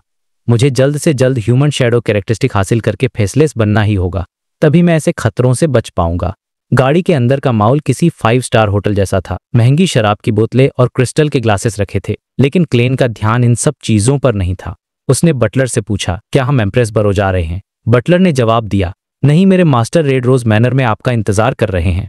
ये रॉयल फैमिली का ही कोई मैनर था, ये तो पक्का था। क्लेन ने फिर हिम्मत करके पूछा, क्या अब आप मुझे अपने मास्टर की पहचान बता सकते हैं? बटलर ने एकदम गर्व से अपना सिर ऊंचा किया और कहा, वो फाउंडर और प्रोटेक्टर के वंशज हैं, महामहिम के 5वें बेटे, earl of Lastings, his highness prince Adesak August. तो ये था वो बड़ा आदमी, किंगडम का तीसरा प्रिंस एडेसाक। लगभग 1 घंटे के सफर के बाद वो लोग एक बहुत बड़े मैनर में पहुंचे। अंदर जाने से पहले क्लेन की 2 बार और उसकी रिवॉल्वर भी ले ली गई। आखिरकार वो बटलर के साथ मेन बिल्डिंग के पीछे एक खुली जगह पर पहुंचा, जहां कुछ लोग घुड़सवारी कर रहे थे। उनमें से एक नौजवान जिसकी शक्ल काफी हद तक 5 पाउंड के नोट पर छपे हैरी ऑगस्टस से मिलती थी, घोड़े से उतरा क्लेन की तरफ आया। ये प्रिंस एडेसाक था। उसने मुस्कुराते हुए कहा, तो आखिरकार हमारी मुलाकात हो ही गई, डिटेक्टिव मोरियार्टी। उसने सीधे सीधे कहा, तालिम की मौत की जो जांच हुई है वो मेरे जरिए नहीं हुई। मैं चाहता हूं कि तुम मेरे लिए सच का पता लगाओ। यहाँ पर कहानी में एक पॉलिटिकल ट्विस्ट आ जाता है, रॉयल फैमिली के अंदर की लड़ाई। क्लेन ने बचने की कोशिश करते हुए कहा, मुझे माफ कीजिए, लेकिन मैं अभी भी यही कहूंगा कि तालिम की मौत हार्ट डिजीज से हुई थी। लेकिन प्रिंस उससे ज्यादा स्मार्ट था। उसने हंसते हुए कहा, ऐसा है क्या? लेकिन मैंडेटेड पनिशर से खबर आई है कि शर्लक मोरियार्टी नाम के एक डिटेक्टिव ने गवाही दी थी कि तालिम को किसी कर्ज के असर में मारा गया था। अब क्लेन के पास कोई जवाब नहीं था। वो बस इतना कह पाया, योर हाइनेस, मैं अभी और 50 साल जीना चाहता हूँ। मतलब वो इन पचड़ों में नहीं पड़ना चाहता था। लेकिन तभी एक नौकरानी भागती हुई आई और प्रिंस के कान में कुछ कहा। प्रिंस का चेहरा अचानक सख्त हो गया और उसने गुस्से में कहा, उसे बाहर नहीं जाने देना। लेकिन अगले ही पल उसका गुस्सा हौंस में बदल गया और उसने धीरे से कहा, लेकिन मैं से कमरे से बाहर निकलकर मैनर में घूमने की इजाजत दे सकता हूँ। और इसी मिस्ट्री के साथ ये चैप्टर खत्म हो जाता है। आखिर वो लड़की कौन है जिसे प्रिंस ने कैद कर रखा है और उसका तालिम की मौत से क्या कनेक्शन है? ये जानने के लिए हमें अगले चैप्टर का इंतजार करना होगा। तो भाई, पिछला चैप्टर जहां खत्म हुआ था उसके बाद अब क्लेन पहुंचा है प्रिंस एडेसाक ऑगस्ट के रेड रोज मैनर में। उसके सामने जो सीन था उसे देखकर क्लेन को तुरंत तालिम डुमोंट की बताई हुई एक रोमांस स्टोरी याद आ गई। तालिम ने उसे बताया था कि उसका एक नोबल दोस्त एक कॉमन लड़की के प्यार में पड़ गया था और उससे शादी करने पड़ा हुआ था। लेकिन भाई, उस जमाने में और उस सोसाइटी के टॉप सर्कल में एक प्रिंस का किसी आम लड़की से शादी करना बिल्कुल मना था। मतलब ये तो देशद्रोह जैसा माना जाता था। तालिम इस बात को लेकर बहुत परेशान था और उसने तो मर्डर हायर करने तक का सोच लिया था, पर आखिर में उसने इस लड़की को ही मना लिया कि वो उसके दोस्त को छोड़ दे। अब क्लेन ये सब सोच रहा है कि कहीं इस कहानी का हीरो प्रिंस एडेसाक ही तो नहीं है, क्योंकि सिचुएशन हर तरह से मैच कर रही थी। और अभी अभी जो उसने सुना उससे तो यही लग रहा था कि एडेसाक उस कॉमनर लड़की को वापस ले आया और उसे सजा के तौर पर यहीं कहीं रखा हुआ है, मतलब एक तरह से नजरबंद कर दिया है। ये सुनते ही क्लेन के दिमाग में तुरंत एक टिपिकल कहानी बन गई, एक जिप्रिंस और एक बेचारी मासूम सी लड़की की लव स्टोरी। खैर, वो इन सब बातों से ध्यान हटाकर बाहर विंटर के नज़ारे को देखने लगता है। तभी प्रिंस एडेसाक अपनी मेड को भेज देता है और अपने हंटर से चारों ओर इशारा करते हुए कहता है, ये अभी ऐसा दिख रहा है, लेकिन जब वसंत आएगा और घास उगेगी तो तुम यहाँ सबसे अच्छी क्वालिटी का गोल्फ कोर्स देखोगे। गोल्फ? ये सुनकर क्लेन थोड़ा हैरान हुआ, पर उसे इसका जवाब भी पता था। प्रिंस एडेसाक ने अपने गार्ड्स और बाकी लोगों को दूर भेज दिया और अब उसके साथ सिर्फ उसका बूढ़ा बटला और क्लेन थे। वो उस खाली मैदान पर टहलते हुए हंसकर बोला, हाँ, गोल्फ ये एक ऐसा स्पोर्ट है जिसमें बड़े बड़े मैगजीन और न्यूज़पेपर के मालिक भी आसानी से शामिल नहीं हो पाते। फिर वो कहता है, मुझे रोजेल पसंद नहीं है, लेकिन मानना पड़ेगा कि उसके फैंचे आइडियाज ने हमारी दुनिया को बहुत मजेदार बना दिया है। अगर तुम तालिम की मौत का सच पता लगा लेते हो तो ये जगह तुम्हारे लिए हमेशा खुली रहेगी। तो ये सब रोजेल का किया धरा है। क्लेन ने मन में सोचा और एक ठंडी सांस ली। जब प्रिंस ने देखा कि कोई जवाब नहीं दे रहा तो वो आगे बोलने लगा। उसका टोन काफी मैच्योर था, अपनी उम्र से कहीं ज्यादा। वो कहता है, 99% लोग रोजेल जैसे जीनियस नहीं होते। सक्सेसफुल होने के लिए सबसे पहले ये समझना जरूरी है कि तुम्हें सच में क्या चाहिए, और उसके लिए कोई भी कीमत चुकाने को तैयार रहना पड़ता है और कभी पीछे मुड़कर नहीं देखना होता। ये बोलते बोलते उसका टोन धीमा हो गया और वो खुद पर हंसते हुए बोला, इस साल से पहले मुझे हमेशा लगता था कि मैं अर्ल हॉल की बेटी को बहुत पसंद दिखती है। उसका बिहेवियर बहुत अच्छा है, वो अमीर है और उसका परिवार भी बहुत पावरफुल है। मतलब कोई भी प्रिंस में कोई कमी नहीं निकाल सकता था। लेकिन अब मुझे समझ आया कि मैं असल में किसी और चीज की तरफ ऐसा यूनिक टेम्परमेंट और गहरी सोल जो एक्सपीरियंस से आती है। मैं ये नहीं कह रहा कि मिस हॉल में टेम्परमेंट की कमी है, बस वो नहीं है जो मुझे चाहिए। भाई, ये सुनते ही क्लेन की तो हालत खराब हो गई। उसके दिमाग में खतरे की घंटी बजने लगी थी, क्योंकि प्रिंस का टोन, उसका एटीट्यूड बिल्कुल वैसा ही था जैसा मरने से ठीक पहले तालिम का था। क्लेन मन में सोच रहा था, योर हाइनेस, अचानक मेरे सामने मर मत जाना। मैं अपनी बेगुनाही कैसे साबित करूंगा? और इतनी सारी बातें सुनकर तो मुझे चुप कराने का रिस्क और भी बढ़ गया है। क्या तुम मुझे अपने साथ इस मुसीबत में खींचना चाहते हो? वो किसी वजह से बहुत ज्यादा डर गया था। उसने अपना गला साफ किया और टॉपिक बदलने की कोशिश की। योर हाइनेस, आपके स्टेटस और पहचान को देखते हुए आपके पास काम करने वालों की कमी तो होगी नहीं। बहुत से लोग होंगे जो आपके लिए तालिम की मौत की इन्वेस्टिगेशन करने को तैयार हो जाएंगे। तो फिर आपको मेरी जरूरत क्यों है? एडेसाक ने सिर हिलाया और हंसकर बोला, एक प्रिंस जितनी पावल आते, मेरे पास जिन्हीं कम आजादी है। मेरे आसपास बहुत सी नजरें होती हैं, इसलिए मैं बहुत से काम अपने लोगों से नहीं करवा सकता। तुम एक बेहतरीन डिटेक्टिव हो, तुम्हारे पास दिमाग है और तालिम के साथ तुम्हारे रिलेशन भी अच्छे थे। तुम उस वक्त वहां मौजूद भी थे, इसलिए मुझे नहीं लगता कि तुमसे बेहतर को और हो सकता है। चिंता मत करो, अगर सच में कोई प्रॉब्लम हुई तो मैं तुम्हारी सेफ्टी की गारंटी दे सकता हूँ। ये वादा तो बाथरूम के टॉयलेट पेपर जैसा है, ऐसी बातों पर कौन विश्वास करता है? क्लेन ने मन ही मन उसका मजाक उड़ाया।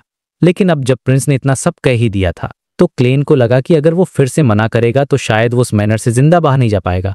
तो उसने एक गहरी सांस ली और कहा, सच कहूं तो मैं भी तालिम की मौत पर उतना ही गुस्से में हूं जितना आप, लेकिन रियलिटी ने मुझे शांत रखा है। एडेसाक मुस्कुराया और पूछा, और तो मैं तुम्हारे लिए क्या कर सकता हूं?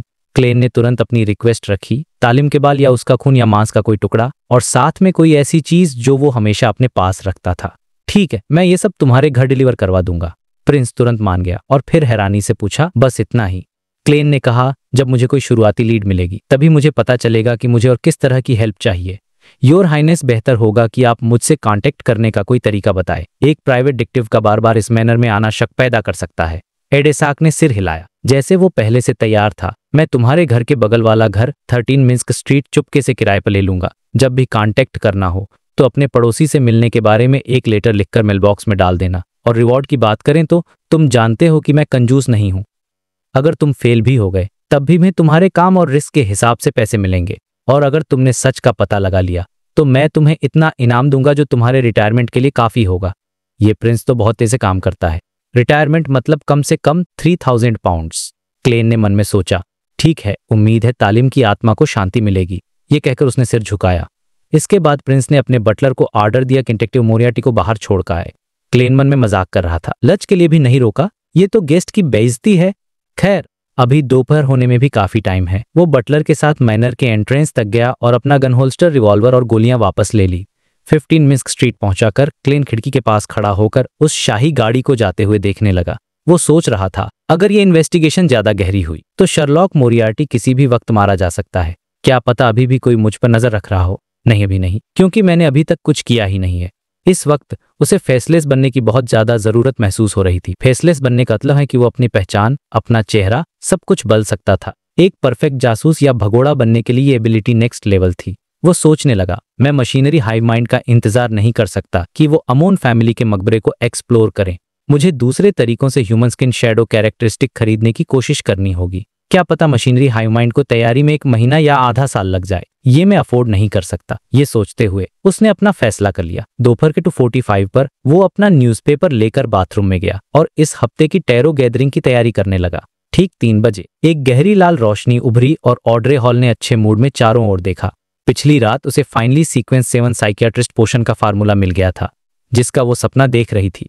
और साइकोलॉजी अल्केमी उसने तुरंत कोई कंट्रीब्यूशन भी नहीं मांगा, ये कहते हुए कि ये एक एडवांस है। उन्हें मिस ऑड्रे की काबिलियत पर पूरा भरोसा था। कोई नया मेंबर नहीं है। ऑड्रे खड़ी हुई और लंबे ब्रॉन्ज टेबल के आंखें में देखकर सिर झुकाया। गुड आफ्टरनून मिस्टर फूल, गुड आफ्टरनून। उसकी खुशमिजाज आवाज ने उस धुंध के ऊपर की खामोशी को तोड़ दिया और क्लेन भी कुछ देर के लिए बाहरी दुनिया की परेशानियों से आजाद हो गया। जैसे ही सब बैठे, ऑड्रे बाकी मेंबर्स को ऑब्जर्व करना शुरू कर दिया। मिस्टर हैंग्ड मैन चुपके से मिस्टर फूल को देख रहे थे और फिर मिस्टर वर्ल्ड की तरफ उम्मीद से। इसका मतलब उन्हें ड्यूक नेगन के मर्डर के बारे में पता है और वो हीरो बैंडिट ब्लैक एम्पायर के बारे में भी जानते हैं। वो इस मामले के पीछे का सच जानना चाहते हैं। द सन काफी रिलैक्स्ड था। इसका मतलब उसे लगता है कि सिटी ऑफ सिल्वर की उस पर से निगरानी हट गई है और बेचारा मिस्टर वर्ल्ड हमेशा की तरह ठंडा और गहरा। खैर, द फूल अभी भी उतने ही मिस्टीरियस, पावरफुल और अनफेदमेबल थे। ये सब सोचते हुए ऑड्रे ने मिस्टर फूल की तरफ देखा और कहा, ऑनरेबल मिस्टर फूल, मुझे रोजेल की डायरी के 3 नए पेजेस मिले हैं। तुम्हें बदले में क्या रिवॉर्ड चाहिए? क्लेन ने मुस्कुराते हुए पूछा। ऑड्रे ने ईमानदारी से जवाब दिया, क्या आप इसे मेरे पिछले सवाल के जवाब के नाम के तौर पर मान सकते हैं? ये कहते हुए उसे एक अजीब सी फीलिंग आ रही थी, जैसे वो बाकी सबको दिखा रही हो कि देखो, तुम लोगों को तो ट्वाइलाइट हर्मिट ऑर्डर के बारे में पता भी नहीं है। द हैंग्ड मैन की शक भरी नजरों के बीच क्लेन ने सिर हिलाया। श्योर। ऑड्रे ने जल्दी से डायरी के 3 पेज बनाए और मिस्टर फूल को दे दिए। क्लेन ने उन्हें लिया और पढ़ना शुरू किया। पहले पेज पर लिखा था, 13 जनवरी मिस्टर डोर के साथ कॉन्टेक्ट स्टेबलाइज हो गया है और यहीं से एक और नई मिस्ट्री की शुरुआत हो जाती है। आखिर ये मिस्टर डोर कौन है? तो भाई, टैरो क्लब की गैदरिंग चल रही है और जैसे क्लेन डायरी उठाता है, ऑड्रे यानी मिस जस्टिस बोलती है, मिस्टर फूल, मेरे पास अभी भी 10 डायरी पेजेस हैं जो मैं आपको बाद में दूंगी। ये आपके पिछले ब्लेसिंग के पेमेंट के लिए है।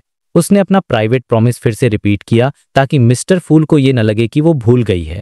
और उसने ट्वाइलाइट हर्मिट ऑर्डर की इन्फॉर्मेशन के लिए जो पेमेंट की थी, वो एक तरह से अपना पुराना डेब्ट क्लियर करने के लिए था और थोड़ा सा शो ऑफ भी करना था। अब ये ब्लेसिंग का पेमेंट वाली बात सुनकर बेचारी फॉर्स के तो होश ही उड़ गए। उसे एकदम से रियलाइज हुआ कि उसने कितनी बड़ी गलती कर दी है। उसे याद आया कि अब्राहम फैमिली वाले मैटर में मिस्टर फूल ने अपने एंजेल को भेजकर उसकी डिवाइनेशन में हेल्प की थी। और उसने उसके लिए कोई पेमेंट ही नहीं की। वो पूरी तरह से भूल गई थी। उसे लगा कि जैसे नॉर्मल रिचुअल्स होते हैं, काम खत्म तो बात खत्म।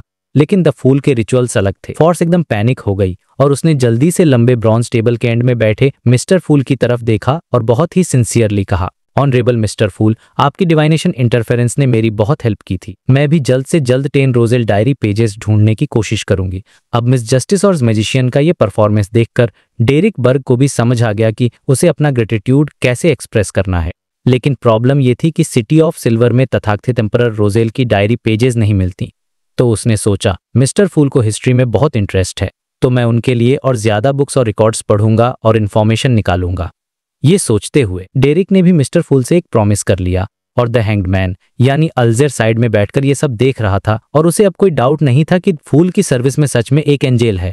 वो मन ही मन सोच रहा था, हर ऑर्गेनाइजेशन में मिस जस्टिस जैसा कोई होना चाहिए। एक रोल मॉडल की पावर सच में लिमिटलेस होती है। और इधर हमारे क्लेन जो मिस्टर फूल बने बैठे थे, मन ही मन बहुत खुश हो रहे थे क्योंकि अचानक से उनके पास इतने सारे कर्ज आ गए थे। अब देखो, द फूल की पोजीशन पर बैठकर वो डायरेक्टली कॉम्पेंसेशन तो मांग नहीं सकते थे। ये थोड़ा ऑकवर्ड लगता। उन्हें हमेशा लगता था कि अपने ऑर्गेनाइजेशन के मेंबर्स की हेल्प करना तो नॉर्मल बात है, इसमें हर चीज को ट्रांजैक्शन बनाना जरूरी नहीं है। इसीलिए उन्होंने द वर्ल्ड को कंट्रोल करके किसी को रिमाइंड भी नहीं करवाया। लेकिन ऑफ कोर्स अगर जस्टिस और बाकी लोग खुद से पेमेंट देना चाहते थे तो क्लेन को मना करने का कोई इरादा नहीं था। ठीक है, उन्होंने स्माइल करते हुए सिर हिलाया और अपना ध्यान वापस डायरी पर लगाया। 13 जनवरी मिस्टर डोर के साथ कांस्टेबल हो गया है। वो पावरफुल बियॉन्डर जो अंधेरे में खो गया है और स्टॉर्म में फंसा हुआ है। उसने मुझे कोई मुश्किल रिचुअल करने के लिए फोर्स नहीं किया ताकि वो रियल वर्ल्ड में वापस आ सके।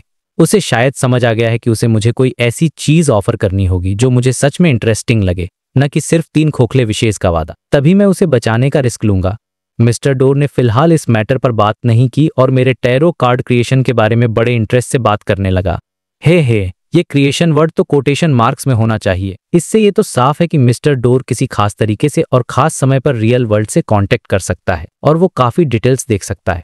जब मून कार्ड की बात हो रही थी तो मुझे जराथुल की एक बात याद आई। उसने कहा था कि life school of thought moon की पूजा करता है, लेकिन एवरनाइट गॉडेस की नहीं। हाँ, दूसरा पार्ट मैंने खुद जोड़ा है। इसलिए मैंने 4th एपक के एक्सपर्ट मिस्टर डोर से ये सवाल पूछा। वो हंसा और उसने भी डायरेक्ट जवाब नहीं दिया। लेकिन उस धोखेबाज सियर के मुकाबले जो आधी अधूरी बातें करता है, ये ज्यादा फ्रैंक है। उसने मुझे बताया कि अगर उसे टैरो कार्ड्स में से एवरनाइट गॉडेस को रिप्रेजेंट करने के कोई कार्ड चुनना हो तो वो मून नहीं बल्कि द स्टार चुनेगा। अब ये बात तो बहुत इंटरेस्टिंग हो गई।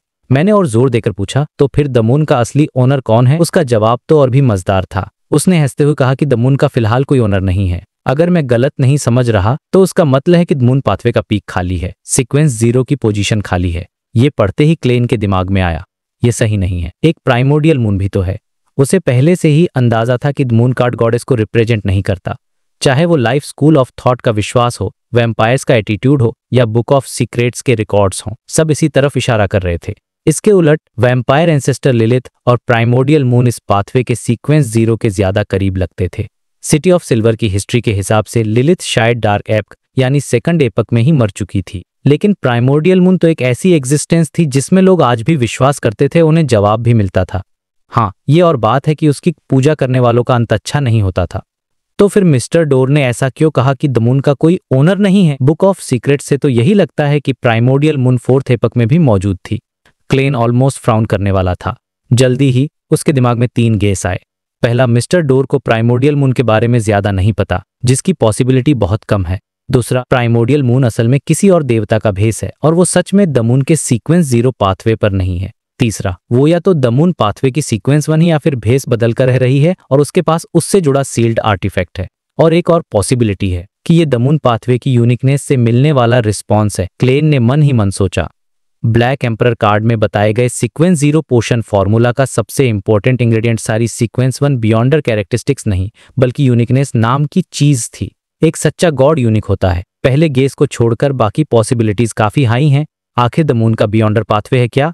क्लेन ने डायरी का दूसरा पेज पलटा और लकीली वो पिछले पेज से ही कनेक्टेड था। मैंने और पूछने की कोशिश की लेकिन मिस्टर डोर ने ज्यादा कुछ नहीं बताया है। उसे लगता है कि मेरा इंटरेस्ट बढ़ाकर वो मुझे उसे बचाने के लिए मना लेगा। सपने देखे। मैंने अपनी क्यूरियोसिटी छुपाई और मिस्टर डोर का मजाक उड़ाया कि वो सच्चे गॉड्स की इज्जत नहीं करता। उसने बहुत कैजुअली जवाब दिया। ये 4th एपक के नोबल्स का एटीट्यूड है गॉड्स के प्रति। ये बंदा एक्टिंग में बहुत अच्छा है। लेकिन मुझे सच में फोर्थ एपक की नोबिलिटी में इंटरेस्ट है, तो मैंने मौके का फायदा उठाया और पूछ लिया। मिस्टर डो ने मुझे बताया कि ट्यूडर डायनेस्टी में 5 नोबल फैमिलीज थीं, अब्राहम, एंटीगोनस, आमोन, तमारा और जैकब। हर फैमिली को एंजल फैमिली कहा जाता था और उनके पास बहुत ही टेरिफाइंग ताकत थी। एंजल फैमिली सिर्फ नाम ही कई सवाल खड़े कर देता है। सच में इसके बारे में और जानने की इच्छा होती है। मिस्टर डोर ने कहा कि फोर्थ एपक में एंजल फैमिलीज 5 से ज्यादा थीं, जैसे जराथुल और जोरोएस्ट फैमिली जो हमेशा सोलोमन एम्पायर के लॉयल थे, ट्रून्सवेस्ट डायनेस्टी की ऑगस्ट, सोरोन, आइनहॉर्न, कैस्टिया फैमिलीज और छिपकर रहने वाली एंडारिल और बेरिया फैमिलीज, और साथ ही डिमोनिस फैमिली जो एक सच्ची गॉडेस से निकली थी, जो एंजल फैमिलीज से भी एक स्टेप ऊपर थी। तो फोर्थ एपक का आखिरी विनर ट्रून्सवेस्ट डायनेस्टी थी, लेकिन उनकी रॉयल फैमिली कहाँ गई? 4 एंजल फैमिलीज, ऑगस्ट, सोरोन और बाकी ने नॉर्दर्न कॉन्टिनेंट को आपस में बांट लिया। जैसा मिस्टर डोर ने पिछली बार कहा था, फोर्थ एपक के सबसे स्ट्रॉन्गेस्ट पावर हाउसेज मेरी इमेजिनेशन से कहीं ज्यादा थे, लेकिन उनमें से ज्यादातर हिस्ट्री की राख में दफन हो गए। यहाँ तक कि सोरोन फैमिली भी खत्म हो गई, जिसे मैंने ही खत्म किया। 1 या 2000 साल में शायद ऑगस्टस फैमिली भी न रहे। सिर्फ सच्चे गॉड्स ही हमेशा रियल वर्ल्ड को रोशन करते हुए लगते हैं। हालांकि कुछ देवता फोर्थ एपक में मारे गए थे, पर वो शायद बहुत कम थे। इससे मुझे एक बात याद आती है जो मैंने एक वेब नॉवल में पढ़ी थी और याद कर ली थी। उसे यहाँ कुछ बदलावों के साथ इस्तेमाल किया जा सकता है। जो लोग ट्रू गॉड नहीं बन पाते, राख उनका इंतजार करती है। कम्युनिकेशन पीरियड खत्म होने के बाद मिस्टर डोर डिस्कनेक्ट हो गया। वो एक कैदी की तरह है जिसे कुछ समय के लिए पैरोल पर छोड़ा जाता है और उसे पता बहुत कुछ है। जब उसने जराथुल फैमिली का जिक्र किया तो उसके टोन में हल्का सा घमंड था। क्लेन ने सोचा, एम्परर रोजेल जब अपने आखिरी समय में स्ट्रगल कर रहे थे तो वो सिर्फ उस ऑर्गेनाइजेशन के बारे में सोच रहे थे जिस पर ट्वाइलाइट हर्मिट ऑर्डर होने का शक है। उन्होंने मिस्टर डोर का जिक्र तक नहीं किया। बीच में जरूर कुछ हुआ होगा। तो लोएन रॉयल फैमिली के एंसेस्टर ऑगस्ट फैमिली असल में इतनी पावरफुल थी कि वो एक एंजल फैमिली थी, लेकिन जिस ट्रून्सवेस्ट डायनेस्टी के वो लॉयल थे, उसकी रॉयल फैमिली ऐसे ही गायब क्यों हो गई? क्लेन को अचानक कुछ बातें समझ आने लगीं और फोर्थ एपक की हिस्ट्री पर पर्दे को हटाकर सच देखने की उसकी इच्छा और बढ़ गई। ये उसके शरीर के ओरिजिनल ओनर का भी सबसे बड़ा हॉबी था। शायद वो अंडरग्राउंड रेलिक जहां 2 सीटें एक साथ रखी हैं और एक टेरिफाइंग इविल स्पिरिट है, वो मेरे बहुत सारे सवालों का जवाब दे सकती है। क्लेन ने अपनी नजरें नीचे की और तीसरा पेज पलटा। 2 जून, बर्नाडेट में रिपीट की मालिश की। बेटी होना अच्छा है। वो अपने बूढ़े पिता की परवाह करना जानती है, और हालांकि मुझे एक नजर में ही पता चल गया कि वो क्या चाहती है। कम से कम वो एक्टिंग करने को तो तैयार थी। इसके अलावा अच्छा किया, मैंने उससे पूछा कि वो कौन सा बियॉन्डर पाथवे चाहती है। उसने कहा कि उसने अभी डिसाइड नहीं किया है, लेकिन उसे ये कहावत पसंद है, जो चाहो करो पर किसी को नुकसान न पहुंचाओ। 3 जून, मैंने फिर से फ्लोरेन को देखा। वो पहले से बहुत अलग है, जैसे कि वो कोई और ही इंसान हो। नहीं, उसकी की ओरिजिनल यादें और कुछ खास कैरेक्टरिस्टिक्स अभी भी हैं जो ये साबित करने लिए काफी कि वो वही है। आखिर उसके साथ ऐसा क्या हुआ कि उसमें इतना बड़ा बदलाव आ गया? शायद एक मेटाफर इसे बेहतर ढंग से समझा सकता है। कुछ मॉन्स्टर्स फिजिकल टांकों से बने होते हैं, जबकि वो मेंटल टांकों का एक मॉन्स्टर है। 5 जून, मुझे एक पुरानी किताब मिली। इसमें असल में प्राइमोडियल डिमोनिस का नाम मेंशन है, कोई ऑनोरिफिक नाम नहीं। उसका नाम चीक है, लेकिन ये कोई एक आदमी का नाम है। क्या ये पुरानी किताब नकली है? तो भाई, चैप्टर 441, जिसका नाम है चैनल्स इंक्रीज, एक ऐसे धमाके के साथ जो इस दुनिया के पूरे फंडामेंटल्स को हिला कर रख देता है। क्लेन ने अभी रोजेल की डायरी का एक पेज पढ़ा था और उसमें जो लिखा था उसे पढ़कर उसका दिमाग ही घूम गया। डायरी में लिखा था चीक। इसका मतलब था कि प्राइमोडियल डीमनेस, जो कि एक सीक्वेंस 0 की खतरनाक गॉडेस है, वो भी पास्ट में एक आदमी थी। ये पढ़ते ही क्लेन का हाथ अपने आप उसकी ठुड्डी पर चला गया। मतलब वो शॉक में था। पहले क्लेन को लगता था कि एसेंट पाथवे में सीक्वेंस 7 के बाद मेल बियॉन्डर्स का फीमेल में बदलना उस डीमनेस की वजह से होता है, क्योंकि वो एक फीमेल गॉड है। लेकिन अब रोजेल की डायरी इशारा कर रही थी कि शायद वो डीमनेस खुद भी शुरुआत में एक मेल थी। ये बात 2 बहुत बड़ी प्रॉब्लम खड़ी करती है। पहली, कि प्राइमोडियल डीमनेस कोई नेचुरली पैदा हुई देवी नहीं थी, बल्कि उसने भी पोस्ट स्पीकर सीक्वेंस 0 तक का सफर तय किया था। और दूसरी, कि इस पाथवे में फीमेल में बदल जाना, ये उस पाथवे की बियॉन्डर कैरेक्टरिस्टिक में ही बसा हुआ है। उसका गॉड से कोई लेना देना नहीं है। अब सोचो, रोजेल ने एक थ्योरी दी थी, लॉ ऑफ बियॉन्डर कैरेक्टरिस्टिक्स कंजर्वेशन की, जिसका मतलब था कि सारी बियॉन्डर पावर्स ओरिजिनल क्रिएटर से निकली हैं और वो कभी कम या ज्यादा नहीं होती, हमेशा उतनी ही रहती हैं। अगर ये सच है तो इसका मतलब हुआ कि वो क्रिएटर जिसने सब कुछ बनाया वो मैस्कुलिन, फेमिनिन और जेंडर न्यूट्रल सबका कॉम्बिनेशन था, और डीमनेस पाथवे उस क्रिएटर के प्योर फेमिनिन साइड को रिप्रेजेंट करता है। ये सब कितनी और दिमाग चकरा देने वाली बातें हैं। खैर, ये सब सोचते हुए क्लेन डायरी को गायब कर देता है और अपने फूल के रोल में वापस आ जाए। वो टैरो क्लब के मेंबर्स को देखकर कहता है, आप लोग शुरू कर सकते हैं। और हमेशा की तरह सबसे पहले नजरें जाती द वर्ल्ड की तरफ, यानी एनहर्ड मैर तुरंत बोलना शुरू करता है, तुम्हारा वेयरवुल्फ कैरेक्टरिस्टिक बिक गया है। एक आर्टिसन ने उसे 1200 पाउंड्स में खरीदा है और हमारे एग्रीमेंट के हिसाब से मुझे 200 पाउंड्स मिलेंगे। और वो आगे बताता है, डीप सी नागा के बालों का भी सुराग मिल गया है, 100 पाउंड्स एक बाल का, और तुम्हें टोटल 5 चाहिए। अगर तुम्हें ये डील ठीक लगती है तो मैं इसे जल्द से जल्द पूरा कर दूंगा। क्लेन ने द वर्ल्ड को कंट्रोल करते हुए जवाब दिया, कोई प्रॉब्लम नहीं, मुझे 5 डीप सी नागा के बाल और 500 पाउंड्स कैश जितनी जल्दी हो सके दे दो। अब क्लेन मन ही मन हिसाब लगाता है। इस डील के बाद उसके पास टोटल 1235 पाउंड्स हो जाएंगे, जो अभी भी ह्यूमन स्किन्ड शैडो कैरेक्टरिस्टिक खरीदने के लिए काफी नहीं है। उसका दिमाग चलने लगता है कि वो और क्या बेच सकता है या कौन सा नॉलेज शेयर कर सकता है जिससे उसे कैश मिल सके। तभी मिस जस्टिस यानी ऑड्रे अपना हाथ थोड़ा सा उठाती हैं और कहती हैं, मुझे 3 इंग्रेडिएंट्स खरीदने हैं, एक मिरर ड्रैगन की आंखों का जोड़ा, 50 मिलीलीटर्स उसका ब्लड, और ट्री ऑफ एल्डर्स का एक फ्रूट। ये सुनते ही क्लेन और हैंग्डमैन दोनों एक ही पल में समझ जाते हैं कि मिस जस्टिस को साइकियाट्रिस्ट पोशन का फॉर्मूला मिल गया है। ये टैरो क्लब के लिए एक बड़ी कामयाबी थी। अब जो होता है वो इस चैप्टर का असली टाइटल है, चैनल्स इंक्रीज। फोर्स कहती है, मैं अपनी टीचर को लेटर लिखकर पूछूंगी, शायद उनके पास में से कोई इंग्रेडिएंट हो। डेरिक भी सिर हिलाकर कहता है, मैं भी ध्यान दूंगा, सिटी ऑफ सिल्वर में करप्टेड मिरर ड्रैगन्स में ना मुश्किल नहीं है। और फिर क्लेन भी द वर्ल्ड के जरिए अपनी गहरी आवाज में कहता है, मैं भी अपने सर्कल में पूछूंगा। ओह हाँ, मेरे लिए ह्यूमन स्किन शैडो कैरेक्टरिस्टिक ढूंढना जारी रखना। यहां तक सब नॉर्मल था, लेकिन फिर ऑड्रे मिस्टर हैंगमैन की तरफ मुड़कर कहती है, मिस्टर हैंगमैन, मैं आपके लिए विंड ब्लेस्ड पोशन का फॉर्मूला भी ढूंढूंगी। ये एक बहुत बड़ा स्टेटमेंट था, क्योंकि अब ऑड्रे साइकोलॉजी एल्केमिस्ट का हिस्सा बन चुकी थी। उसके पीछे एक सीक्रेट ऑर्गेनाइजेशन का सपोर्ट था। ये देखकर क्लेन को अंदर से बहुत खुशी महसूस होती है। इतनी मेहनत के बाद फाइनली टैरो क्लब के पास 2 बड़े चैनल्स बन गए थे, साइकोलॉजी एल्केमिस्ट और अब्राहम फैमिली। अब बहुत सी चीजें आसान होने वाली थीं। इसी खुशी में क्लेन थोड़ा बहक जाता है और द वर्ल्ड के कैरेक्टर से बाहर निकल आता है। वो कहता है, तुम्हारे जवाबों से मुझे उम्मीद मिलती है, लेकिन तुम सबको अपना ध्यान भी रखना होगा और बिना किसी शक के काम करना होगा। ये सुनते ही ऑड्रे मुस्कुराकर कहती है, मिस्टर वर्ल्ड, आप इतना ज्यादा बहुत कम बोलते हैं। क्लेन को अपनी गलती का एहसास होता है। अरे यार, मैं तो अपने कैरेक्टर प्रोफाइल से ही बाहर आ गया। वो तुरंत सिचुएशन को संभालता है और द वर्ल्ड की हंसी हंसते हुए कहता है, तुम सब अब काफी वैल्यूएबल हो गए हो। मैं चाहता हूं कि इस तरह की डील्स बहुत लंबे समय तक चलती रहें, इसीलिए मैं तुम्हें याद दिला रहा हूं। ये सुनकर ऑड्रे ग्रेसफुली थैंक यू कहती है।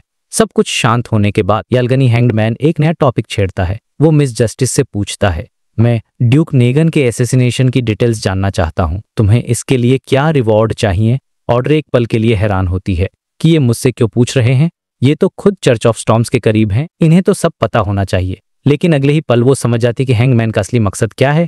वो असल में उस ऑर्गेनाइजेशन के बारे में जानना चाहता है जिसने डिजायर एपोसल को हायर किया था, लेकिन वो सीधे सीधे द फूल से पूछकर उन्हें परेशान नहीं करना चाहता। इसलिए वो एक घुमावदार रास्ता अपना रहा है ताकि टॉपिक खुले और बात उस ऑर्गेनाइजेशन तक पहुंचे। ऑड्रे मही मन सोचती है, मिस्टर हैंग्डमैन सच में बहुत एक्सपीरियंस्ड है।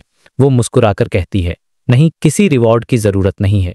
कॉमन नॉलेज को फ्री में एक्सचेंज करना ही तो हमारे टैरो क्लब का मकसद है। इसके बाद ऑड्रे बताना शुरू करती है, डिजायर एपोसल ने ड्यूक नेगन को मार दिया और बुरी तरह घायल होने के बावजूद वो वहां से भागकर सीवर्स में घुस गया। लेकिन जब नाइटहॉक्स वहां पहुंचे तो वो पहले ही मर चुका था। वहां पर हीरो बैंडेड ब्लैक एम्परर मौजूद था और उसने डिजायर एपोसल को चुप कराने के नहीं मारा, बल्कि उस ऑर्गेनाइजेशन को टारगेट करने के लिए मारा जिसने ये कॉन्ट्रैक्ट दिया था।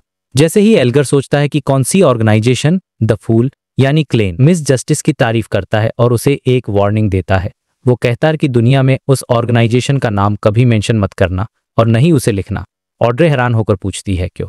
क्लेन अपनी कुर्सी पर पीछे झुकता है और एक शांत लेकिन डरावनी आवाज में जवाब देता है, any mention of it will be known, मतलब उसका कोई भी जिक्र उन्हें पता चल जाएगा। ये सुनते ही पूरे टैरो में एक सन्नाटा छा जाता है। ऑड्रे को तुरंत समझ में आ जाता है कि मिस्टर फूल की अगर उनके डिवाइन किंगडम के बाहर इस ऑर्गेनाइजेशन का नाम लिया या लिखा गया तो वो लोग किसी तरह उसे सेंस कर लेंगे। ये कितनी खतरनाक और हाई लेवल ऑर्गेनाइजेशन होगी। ये तो 7 गॉड्स के चर्चेस से भी ज्यादा डरावनी है। एल्गर भी शौक और बेचैनी महसूस करता है।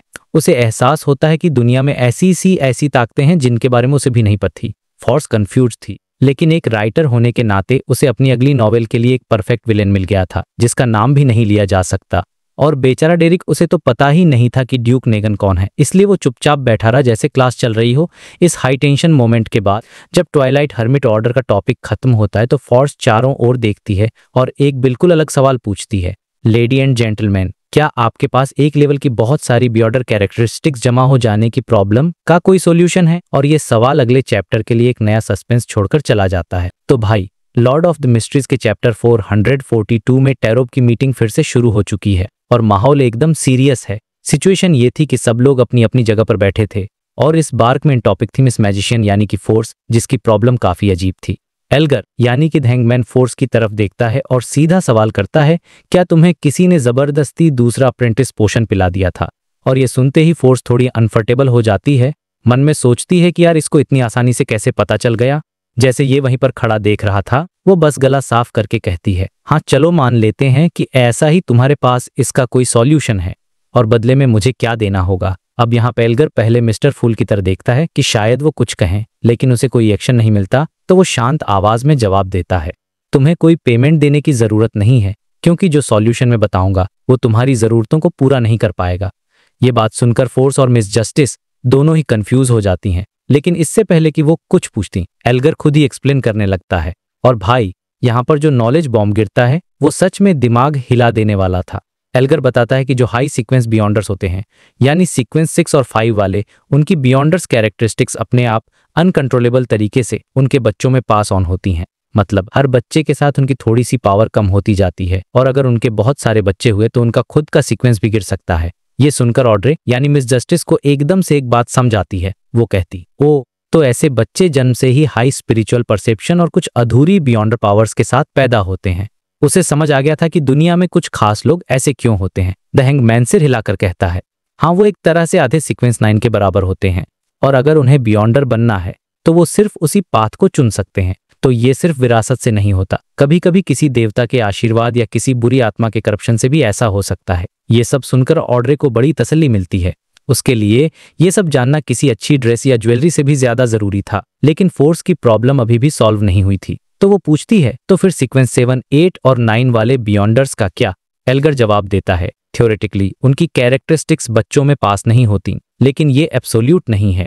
अगर तुम्हारे शरीर में जरूरत से ज्यादा बियॉन्डर कैरेक्टरिस्टिक्स हैं, जैसा कि तुम्हारे केस में है, तो एक चांस है कि वो पास हो जाएं। मतलब अगर तुम प्रेग्नेंट हो जाती हो तो तुम्हारे शरीर में बचे हुए एक्स्ट्रा पोषण को कम करने का एक तरीका मिल जाएगा। हो सकता है एक बच्चे से काम न बने, पर 3 या 4 बच्चों से चांसेस बढ़ जाएंगे। 3, 4। ये सुनते ही फोर्स का तो मुंह खुला का खुला रह गया। मतलब क्या मजाक चल रहा है? पोषण डाइजेस्ट करने के लिए इतने बच्चे पैदा करने पड़ेंगे। यहाँ तक कि हमारा हीरो क्लेन, जो रोजल की डायरी से ये सब पहले ही जानता था, वो भी मन ही मन एक जोक सोचने लगा। मिस मैजिशियन, फ्यूचर में तुम अपने बच्चे से कह सकती हो कि तुम पोषण पीने पर फ्री गिफ्ट में मिले थे। लेकिन फिर फोर्स को रियलाइज होता है कि एक्टिंग मेथड से पोषण को डाइजेस्ट करना आसान और तेज है, भले ही उसमें थोड़ी मुश्किल हो। 2 महीने तो काफी होंगे। तो वो एक नकली स्माइल के साथ कहती है, मैं समझ गई, सबसे अच्छा तरीका एक्टिंग पर भरोसा करना है। इस शॉकिंग टॉपिक के बाद साइलेंस छा जाता है और फिर दसन यानी डेरिक अपनी बात शुरू करता है। वो बताता है, मुझे एक और एक्सप्लोरेशन मिशन सौंपा गया है। एल्गर पूछता है, कहाँ का? डेरिक जवाब देता है, वही फॉलन क्रिएटर का आधा टूटा हुआ मंदिर। ये सुनकर एल्गर थोड़ा सोचता है, पूछता है, क्या शेफर्ड अभी भी जेल में है? डेरिक कहता है, हाँ, और इस बार एक्सप्लोरेशन को चीफ खुद लीड करेंगे। ये सुनते ही एल्गर को तसल्ली हो जाती है। वो कहता है, इस तरह तो खतरे का लेवल पिछली बार से बहुत कम होगा, तुम कोशिश कर सकते हो। और यहीं पर द हैंग्ड मैन अपना एक्सपीरियंस दिखाता है। वो डेरिक को समझाता है, ये शायद तुम्हारे ऊपर से निगरानी हटने से पहले तुम्हारा आखिरी इंस्पेक्शन है। तुमने पहले बताया था कि एमन और फॉलन क्रिएटर एक दूसरे के कट्टर दुश्मन हैं, तो इस बार अगर तुम फॉलन क्रिएटर के मंदिर में जाकर कोई भी एबनॉर्मल हरकत नहीं करते, तो 6 मेंबर काउंसिल ये मान लेगी कि तुम पर अब एमन का कोई असर नहीं है। डेरिक ये सुनकर काफी इंप्रेस हो जाता है कि यार हैंग्ड मैन तो एकदम ऑपरेशन प्लानर की तरह सोचता है। वो पूछता है, और मुझे किस बात का ध्यान रखना होगा? और यहीं पर उस लंबी ब्रॉन्ज टेबल के आखिर में बैठे मिस्टर फूल, जो अब तक चुपचाप सब देख रहे थे, अपना मुंह खोलते हैं। वो सिर्फ 2 शब्द कहते हैं, फ्लेश एंड ब्लड रेविंग्स। बस इतना ही। बाकी सब टैरो क्लब के मेंबर्स को खुद समझना था। यही तो ग्रेट फिगर का अंदाज होता है। द हैंग्ड मैन कुछ सेकंड सोचता है और फिर मिस्टर फूल के शब्दों को डेरिक के लिए डिकोड करता है। वो कहता है, खास तौर पर जो नहीं देखना, जो नहीं सुनना चाहिए वो मत सुनना, जो नहीं खाना चाहिए वो मत खाना, और जिसे नहीं छूना चाहिए उसे मत छूना। डेरिक बेचारा कंफ्यूज हो जाता है, तो फिर मैं एक्सप्लोर कैसे करूंगा? इस पर हैंग्ड मैन हंसकर कहता है, अरे बाकी मेंबर्स नहीं है, चीफ नहीं है क्या? मतलब बेसिकली अपना दिमाग मत चलाना, बस चीफ के ऑर्डर्स फॉलो करना। ये सुनकर डेरिक को राहत मिलती है। मीटिंग का अगला हिस्सा थोड़ा पॉलिटिकल था। मिस जस्टिस यानी ऑड्रे बताती है कि ड्यूक नेगन की मौत के बाद बैकलैंड में क्या चल रहा है। हाउस ऑफ लॉर्ड्स में फूट पड़ गई है और कुछ मेंबर्स ये प्रपोज कर रहे हैं कि जो लोग पैसे देकर या जमीन खरीदकर नोबल बने हैं उन्हें भी पार्लियामेंट में फिक्स्ड सीट मिलनी चाहिए। द हैंग्ड मैन ये सुनकर हंसता है, लेकिन ऑर्डर बताती है कि पुराने नोबल्स पर इतना ज्यादा कर्ज है कि उनके पास ऐसा करने के अलावा कोई चारा नहीं बचा। इसके बाद जब सारे डिस्कशन खत्म हो जाते हैं तो क्लेन टैरो गैदरिंग को खत्म कर देता है। मीटिंग के बाद सब अपने अपने काम में लग जाते हैं। ऑड्रे अपने रूम में सोचती है कि वो अपनी साइकोलॉजी टीचर को ह्यूमन स्किन शैडो कैरेक्टरिस्टिक के बारे में बताएगी ताकि साइकोलॉजी एल्केमिस्ट इसमें इंटरेस्ट आए। फोर्स फैसला करती है कि वो अपने टीचर डोरियन ग्रे को लेटर लिखेगी और एल्गर द हैंग्ड मैन खुद सिटी ऑफ जेनेरोसिटी के एक सीक्रेट अंडरग्राउंड मार्केट में डीप सी नागा के बालों की तलाश में निकल पड़ता है। लेकिन उसकी नजर ह्यूमन स्किन शैडो पर भी थी। और आखिर में हमारा हीरो क्लेन, वो अपने लिविंग रूम में बैठा बस यही बात सोच रहा था। पैसे कम पड़ रहे हैं, उसे ह्यूमन स्किन शैडो की कैरेक्टरिस्टिक खरीदने के लिए कैश चाहिए था। वो सोच रहा था कि क्या उसे इंट्रोगेटर वाली कैरेक्टरिस्टिक किसी और को बेच देनी चाहिए और मिस जो का इंतजार नहीं करना चाहिए। और तभी दरवाजे की घंटी बजती है और चैप्टर यहीं खत्म हो जाता है। तो बेसिकली इस मीटिंग के बाद हर कोई अपने अपने मिशन पर निकल चुका है और कहानी अब यहाँ से और भी तेजी से आगे बढ़ने वाली है।